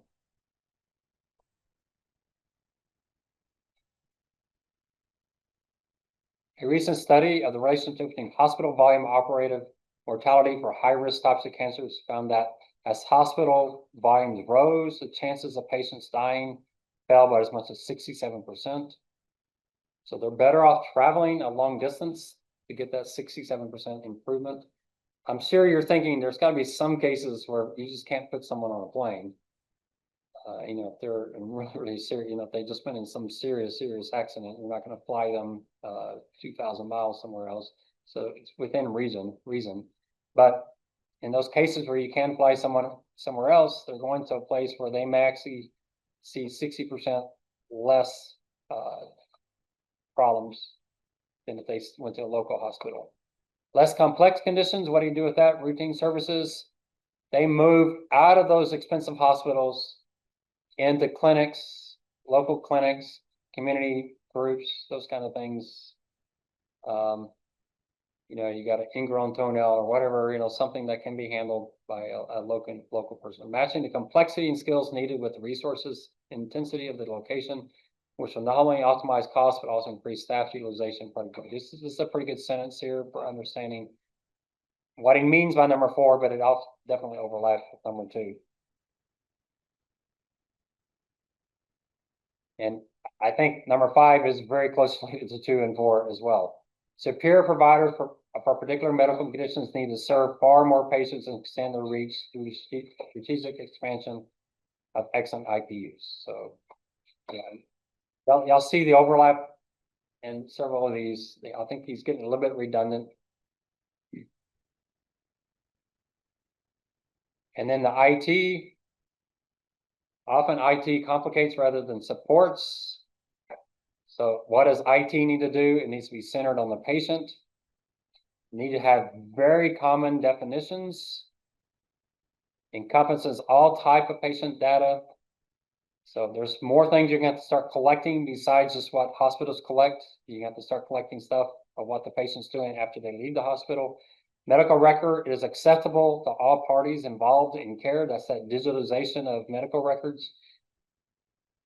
The system includes templates and expert systems for each medical condition.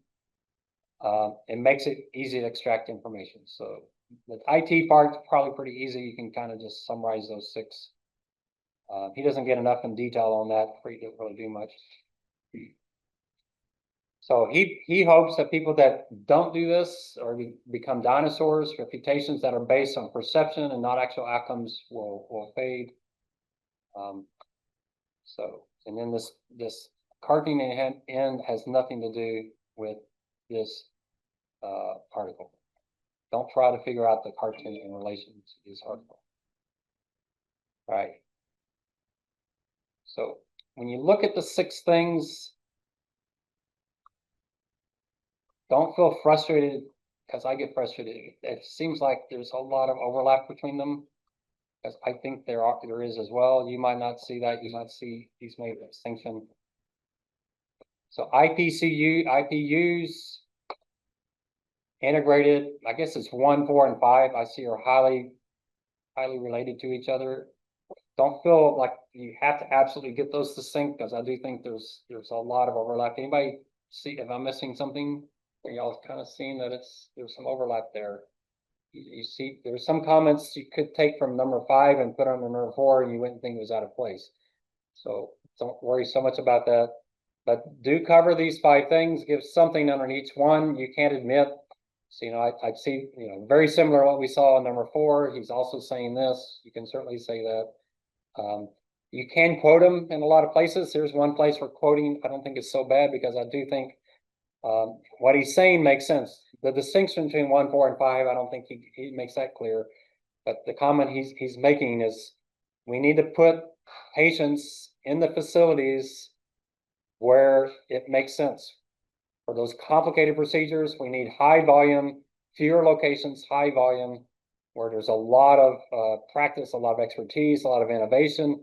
For those things that are not complex, keep those local and get the right patient to the right place, and then have payments are reflected to that care cycle. So who wrote this? Have y'all heard of this guy? What else has he done? 5 Forces. What else? Value chain management. Y'all heard that? And he's pretty imperial guy. I got his book on 5 Forces. No, on value chain management. I mean, I read it riding my bike. It's not a book you're going to read. It's thick. When Michael Porter writes a book, he doesn't tell you the theory. He tells you the theory, and then he applies it for chapter after chapter with specific examples. So it goes on forever. He's a very, very detail-oriented person. I don't know if I should bring his book. I got his book with his autograph. So one of my students got him to autograph his book for me. I haven't read that book. It's just so thick, but it looks real impressive in my library. But yeah, it's I've got a few books autographed by people I've run into over time. Just pure luck that they were in the room. But this one, another student got for me. So impressive guy. I mean, he's talking about healthcare reform, and he also did Porter's Five Forces, which has nothing to do with healthcare reform. He did value chain management, which is very different than the other two. I mean, it's pretty amazing what he's done over his career. I don't know how old he is. Is he at Stanford? Harvard? I think he's at Harvard.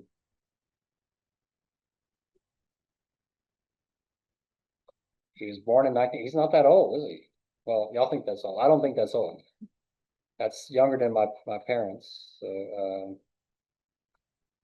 he's 78, I guess. Oh, he's probably still teaching. Smart guy. I don't know if he's won any Nobel Prizes, anything, but he certainly deserves high accolades. Great professor. He says he is a businessman and professor at Harvard. Doesn't say he was. So I assume he's still going. I'm sure he's got plenty of money that he could retire if he wanted to. All right. So from that one, just summarize the article. You got it. You can do that pretty quickly. Right. I want to go through this book real quickly. It's a book I do recommend if you're into this issue. These are two gentlemen from the Cato Institute, so obviously there's a strong bias there. Cato Institute is libertarians, so you certainly got a kind of anti-government, kind of rely on the individual kind of group.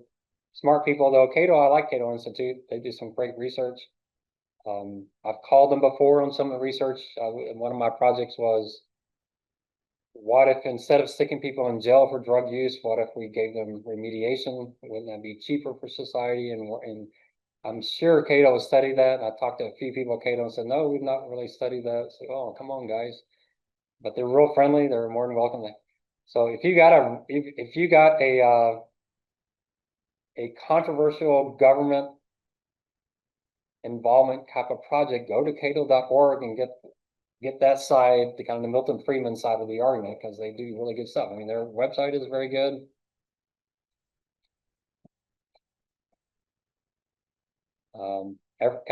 Control or chaos. I mean, they already got an article in there already.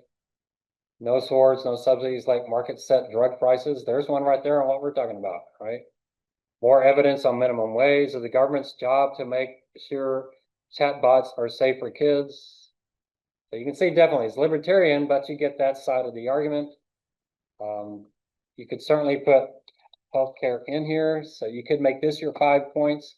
See what they're talking about. Healthcare, the freedom to make one's own healthcare decisions is a fundamental human right. When government protects that right, innovation companies make healthcare more universal. Your body, your health choice. AI in healthcare, a policy framework for innovation, liability, and patient autonomy. I mean, they do some really good articles. One of our alums, I don't know if y'all know Corey DeAngelis, y'all know him. He's pretty famous. He's on TV all the time. None of y'all seen him? No, I've seen him he's on TV at least twice a week now. But he was at Cato there for a while, and I used him as my contact in the Cato. Smart guy, got a PhD from Arkansas. He was in my 3013 class. So it's a good organization. Definitely very strong. So I'm just warning you, this last book I'm covering is definitely coming from this angle. And you'll notice a little bit of an anti-government slant to what they're saying. So they say to make healthcare better and cheaper for all Americans, we must change the way we pay for medical services. If and when consumers take charge, so this is the consumer side, the American healthcare system will quickly improve. Until then, it will not. If you want to quote someone on consumer, y'all have this book up.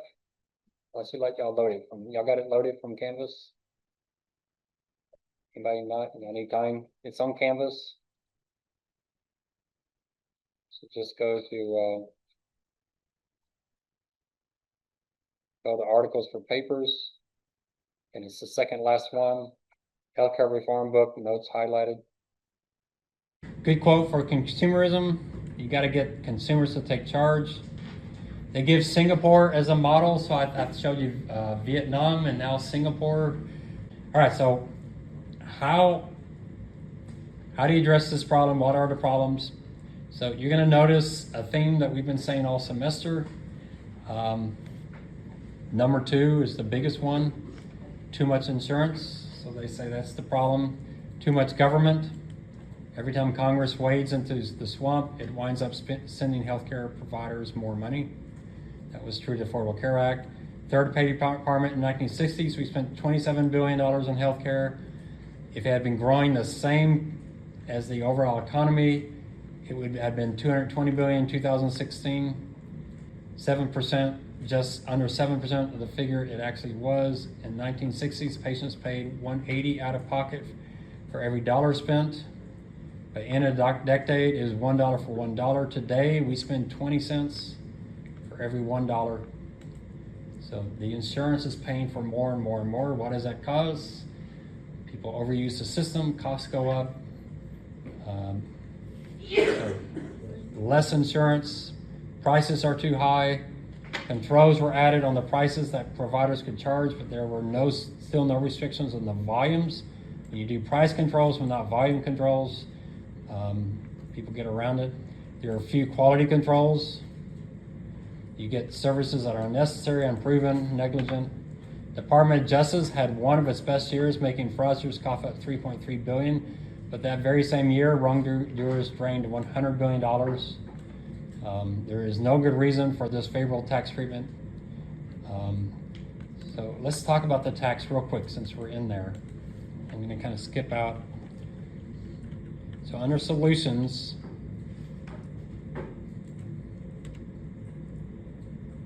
you do need to talk under the problem. I think we talked under the problems. If you go under the problem on taxes, so we talked about it. It's deductible. It's a tax deduction to the employer. It's tax-free to the employee. It makes it very beneficial to the highest earners because they're not paying tax on this. And because of that, they have the highest tax rate. They get the best benefits. So under solution, if you're thinking about the solution, I'm giving you my solution. And my solution is eliminate the tax deduction entirely.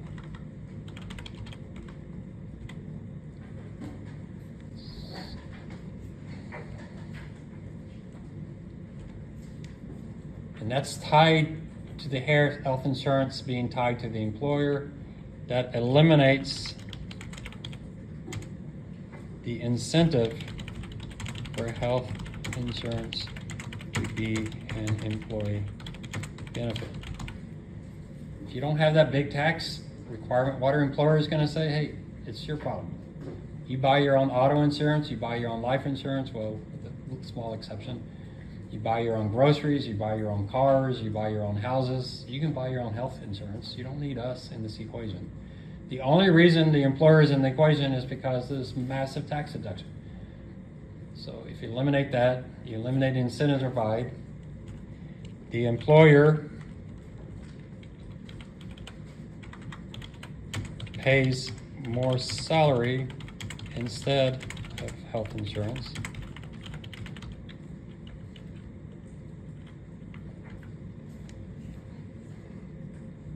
And now this haven't worked out entirely, I'm just giving you my ideas.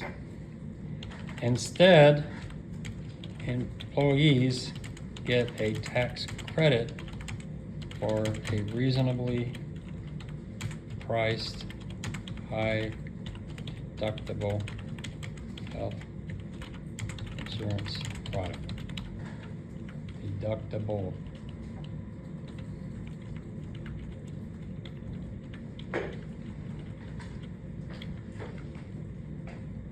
Now, what does that do?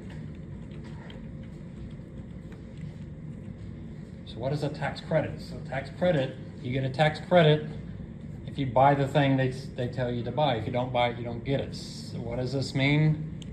Everyone overnight becomes insured. Why? Because they lose the tax credit if not used. If you want to get 100% of Americans covered with a high deductible health insurance policy, you give them a tax credit equal to a reasonable premium, and suddenly the entire United States is insured over. You'd be stupid not to buy the insurance. And then the federal government provides tax incentive health savings accounts, possibly contributed to by the employer. I'm not sure all the details. So federal government provides some kind of tax incentivized health savings account. Why? Because we're talking about what? A high deductible health insurance product. If it's high deductible, you need the health savings account for everything else. A high deductible, maybe it's $5,000, maybe it's $10,000. That second article said $50,000. So, it kind of depends on where you want to set that. You could, my only caveat on this is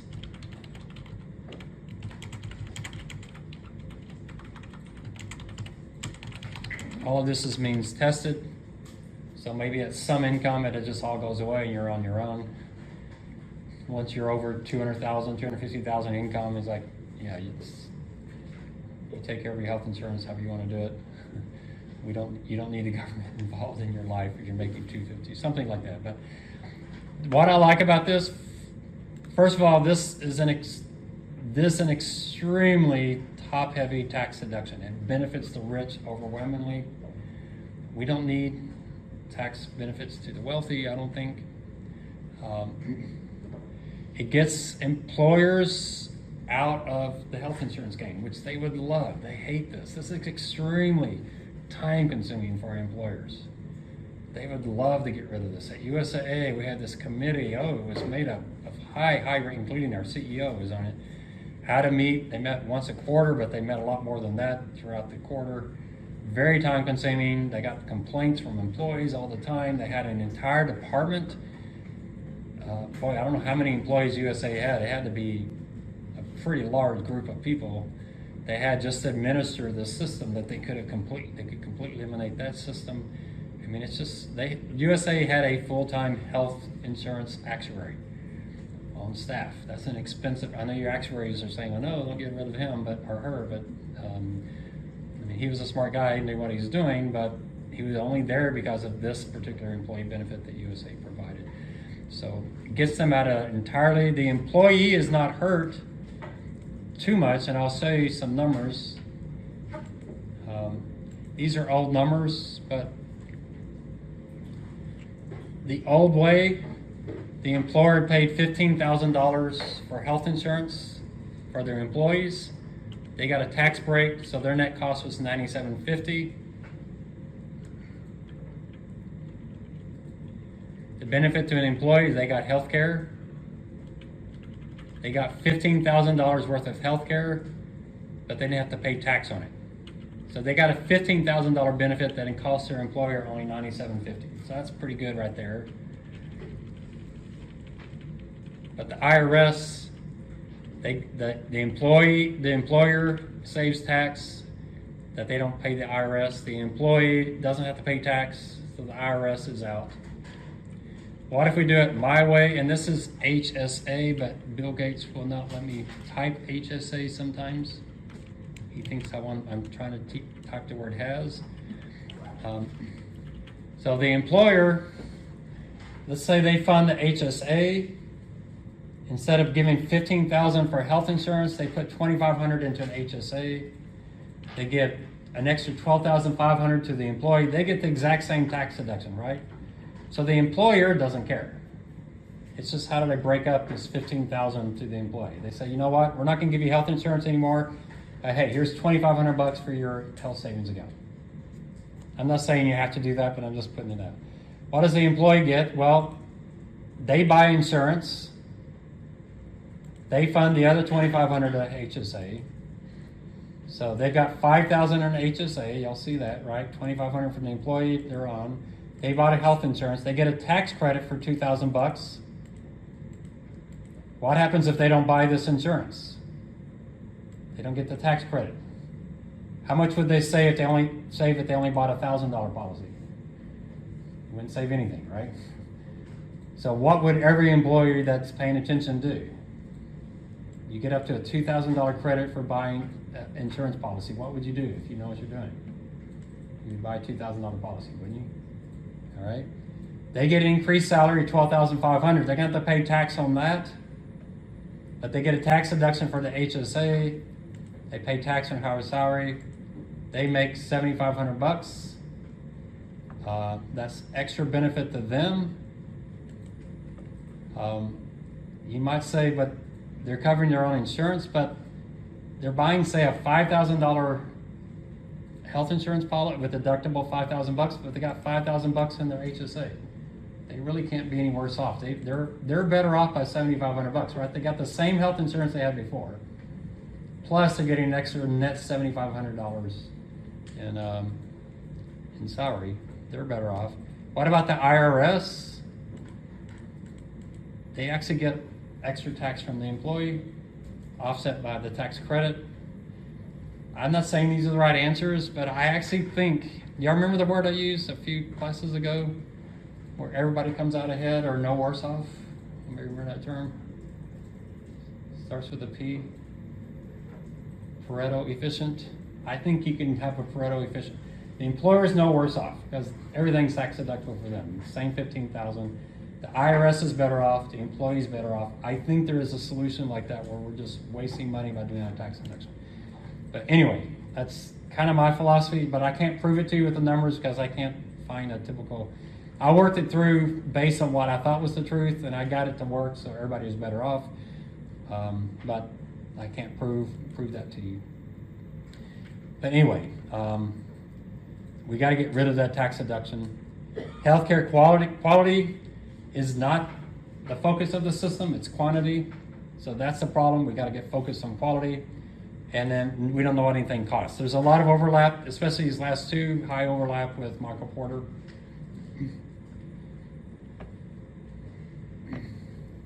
So what did they discover? Healthcare system is full of good people. Hospitals make more money by treating patients for deadly infections than preventing them. So he's saying the people aren't bad, it's the incentives that are bad.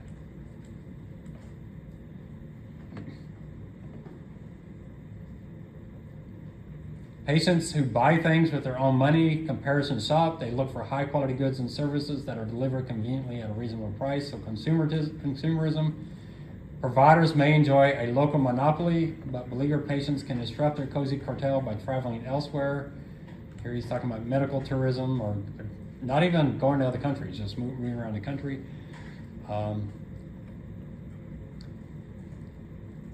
Very much back to our first article, we shouldn't be using insurance for routine medical costs, medical services. That should be coming out of people's pockets. That's what the medical savings account is for. I love this quote. It's funny. I was watching my TikToks on Facebook, and Milton Friedman, he was talking about this back in the 70s. I don't know if y'all are aware of this, but if all anti-poverty programs were replaced by cash transfers, a poor family of four will receive annual income of $70,000. Milton Friedman said it was even more than that. Essentially what he said is just give people cash. What do they call that? Y'all heard of UBI? So most of my Cato people don't like UBI. Y'all know what UBI is? Basic income. I'm more for it if you eliminated all welfare programs. So you know what? No more welfare programs, no more Medicaid, no more housing, no more food stamps. Here's $70,000. You spend it. If you end up on the streets, too bad. So I could go, but what I don't want is universal basic income and all of those welfare programs on top of it. You know, it just doesn't make sense, but I would means test the universal basic income. But it is pretty substantial. This was back several years ago. But can you imagine, we just eliminate all those employees of the federal government, all those programs, and we just send everybody a check for 70,000 bucks. It's on you, you figure it out. What have economists found out when you give people cash versus giving them food stamps? Did they spend the money more wisely or less wisely? What do y'all think? What have the studies shown? Are poor people really stupid and bad with their money, or are they actually pretty ingenious and smart? The studies have shown they're actually really good with their money. There are a few of them that are going to buy cigarettes and lottery tickets, yeah. But the vast majority will spend the money really, really well, and they end up getting much more better benefit out of it. There have been studies of that. There have been people tested it, and that's been. Now, would that work if you did it for the entire nation? Who knows? We never tried that before, but y'all want to try it? Wouldn't it be fun? Eliminate all welfare programs, just give them a check. It wouldn't be a fun experiment. Maybe we should do it in Texas and see if it works, and then do it the rest of the country. All right. He's going to talk about the fraud. Congress has set $3.3 billion in campaign contributions for farmer and health product service sector. That is why reforms with real potential bring down drug prices never seriously are proposed at the federal level. You're hearing that a lot from Robert Kennedy. Anytime he's in front of Congress, he kind of throws it back at them. It's like, yeah, you received all this money from the industry. You're telling me not to reform. I'm going to skip through some.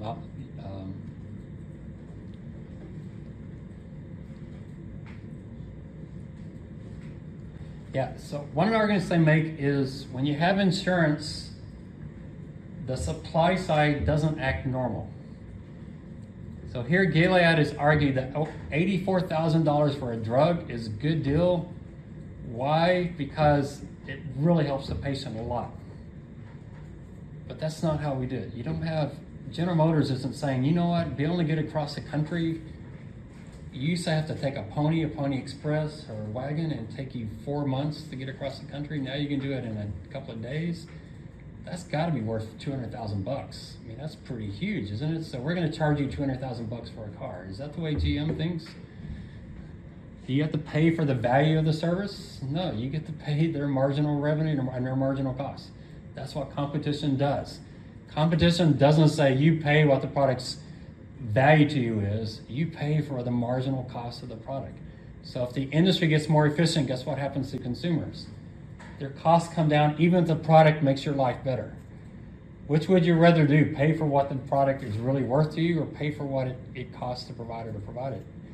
I'd rather pay $2 instead of $2,000. You know, I love air conditioning. I'd pay $2,000 a month for air conditioning, but I don't. I pay $50 a month for air conditioning. Should I have to pay $2,000 a month because that's what it's worth to me? No, I'm going to pay $50 because that's the cost. But what are pharmaceuticals saying? Hey, we're saving your life. We're keeping you from having liver transplants. What's that worth to you? That's got to be worth a few $100,000. So yeah, we're going to charge you $84,000 a month for this product. That doesn't make sense anywhere where you have normal competitive forces. Research shows that a medication's price has no relationship to how well it works. So that's the other thing we talked about. There's a lot of these drugs being prescribed where the doctor doesn't really know. This is kind of humorous, talk about fraud. So pharmaceuticals, they make these contributions to these charities. And what do the charities do? They help their recipients buy pharmaceutical products. So what does that $1 million do? Goes to the charity, and then where does it go? Goes back to the pharmaceutical. Does that sound like a really good contribution? They get a tax deduction for making that contribution, and then they get the money right back on the other side. But they sound like, oh man, we're so generous with our money. All right, so when you have incentives coming from Medicare, how does the industry react? So it sold a $2,300 a dose, 38 times as much as Avastin. 6 randomized clinical trials have found that Avastin and are largely equivalent. Why do so many eye doctors use the more expensive one. Medicare pays physicians a lot more for using the more expensive one. If you wonder why Medicare does not simply pay the same amount for the both or require physicians to use the least expensive one, the answer is the law prevents them from doing that. This creates large incentive for cardiologists to implant stents even when they are not necessary. 2 out of 3 elective stents or more than 200,000 procedures a year are unnecessary. Stents confer no benefit. Patients who receive stents weren't likely to die or suffer non-fatal heart attacks. Unplanned, I can't say all these words. Compared to those who only took medication, the financial cost of implementing stents in hundreds of thousands of patients who don't need them is $2.4 billion a year. That's just for the stents. To calculate the total cost, you had to add millions of upfront millions upon millions of dollars spent on blood thinners and medical monitoring. But Medicare doesn't care. It's not incentivized, and it's actually restricted by law to even try to prevent that. Here we have people performing unnecessarily the highly profitable cardiac procedures on 750 patients. The surgeries were thought to have killed at least 94 patients and have caused many others to suffer strokes, paralysis, and heart attacks. Now, obviously, that's criminal, but you see what the incentive of the system is when it's based on treatment. Oh, this is hilarious.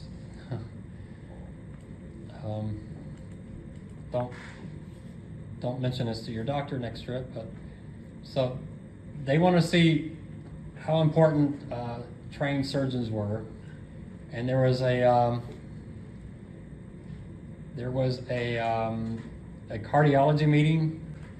So all the best cardiologists were going to have to attend this meeting, and so they want to see how much worse the patients' outcomes were during the cardiac meeting.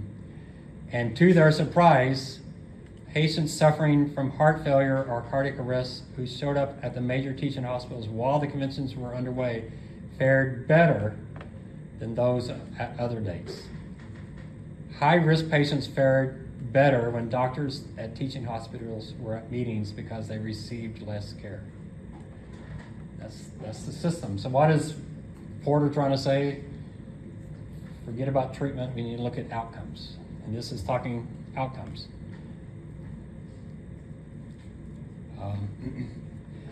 This is another one that shows what Medicare can do and the way it prices. This drug, I wish they would name this drug something I could pronounce. It came in 100 milligram vials, and the accepted treatment protocol was to give a patient an entire vial once or twice a month. This produced 0 waste. The Vita didn't do that. Instead, the Vita clinics gave 25 milligram doses more frequently. But because the drug came only in 100 milligram vials, what did they do? They used 25 milligrams and threw the 75 away. Then the Vita billed Medicare for the full 100 milligrams. The more medicine they wasted, the more money it made. Whistleblowers came in. They stopped wasting the drug. Under New World's Medicare paid clinics for a flat rate. And DaVita quickly switched the regime from 425 to 100. That's your government at work. And that's the incentives it does. Should someone be in jail, do you think, for that? That sound like a criminal offense to you? It sounds like it to me. The reason I love this book and I recommend it, I realize it's very biased to one side, but it is such an amazingly well documented book. The bibliography of this book is as wide as the book itself. I almost didn't make it through the first chapter because I kept going to bibliography and thinking I want to read every one of their studies. And I was like getting trapped in it's like, oh, that sounds cool, that sounds cool. And I was like, I'm never going to finish this book.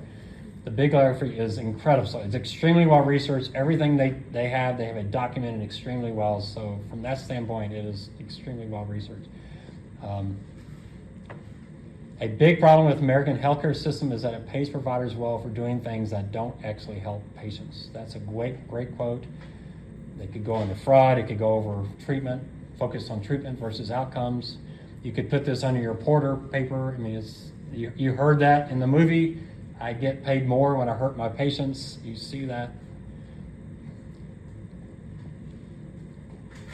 Back surgery, relief pain are, in majority of cases, no better than non-surgical treatment, yet doctors perform 600,000 of these surgeries each year, costing $20 billion, despite studies showing that surgery to correct this, the knee is no better than sham surgery, and it's much more expensive.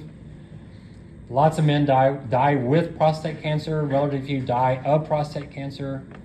We talked about that already. A review of 10 trials involving 600,000 women, so there was no evidence suggesting mammogram-free screening on overall mortality. The problem is that the early, less reliable studies, so the early studies said mammograms are great, you should do them. Later studies said that's not true, but the industry already built up making money off of the earlier studies, and they just rejected the more recent studies.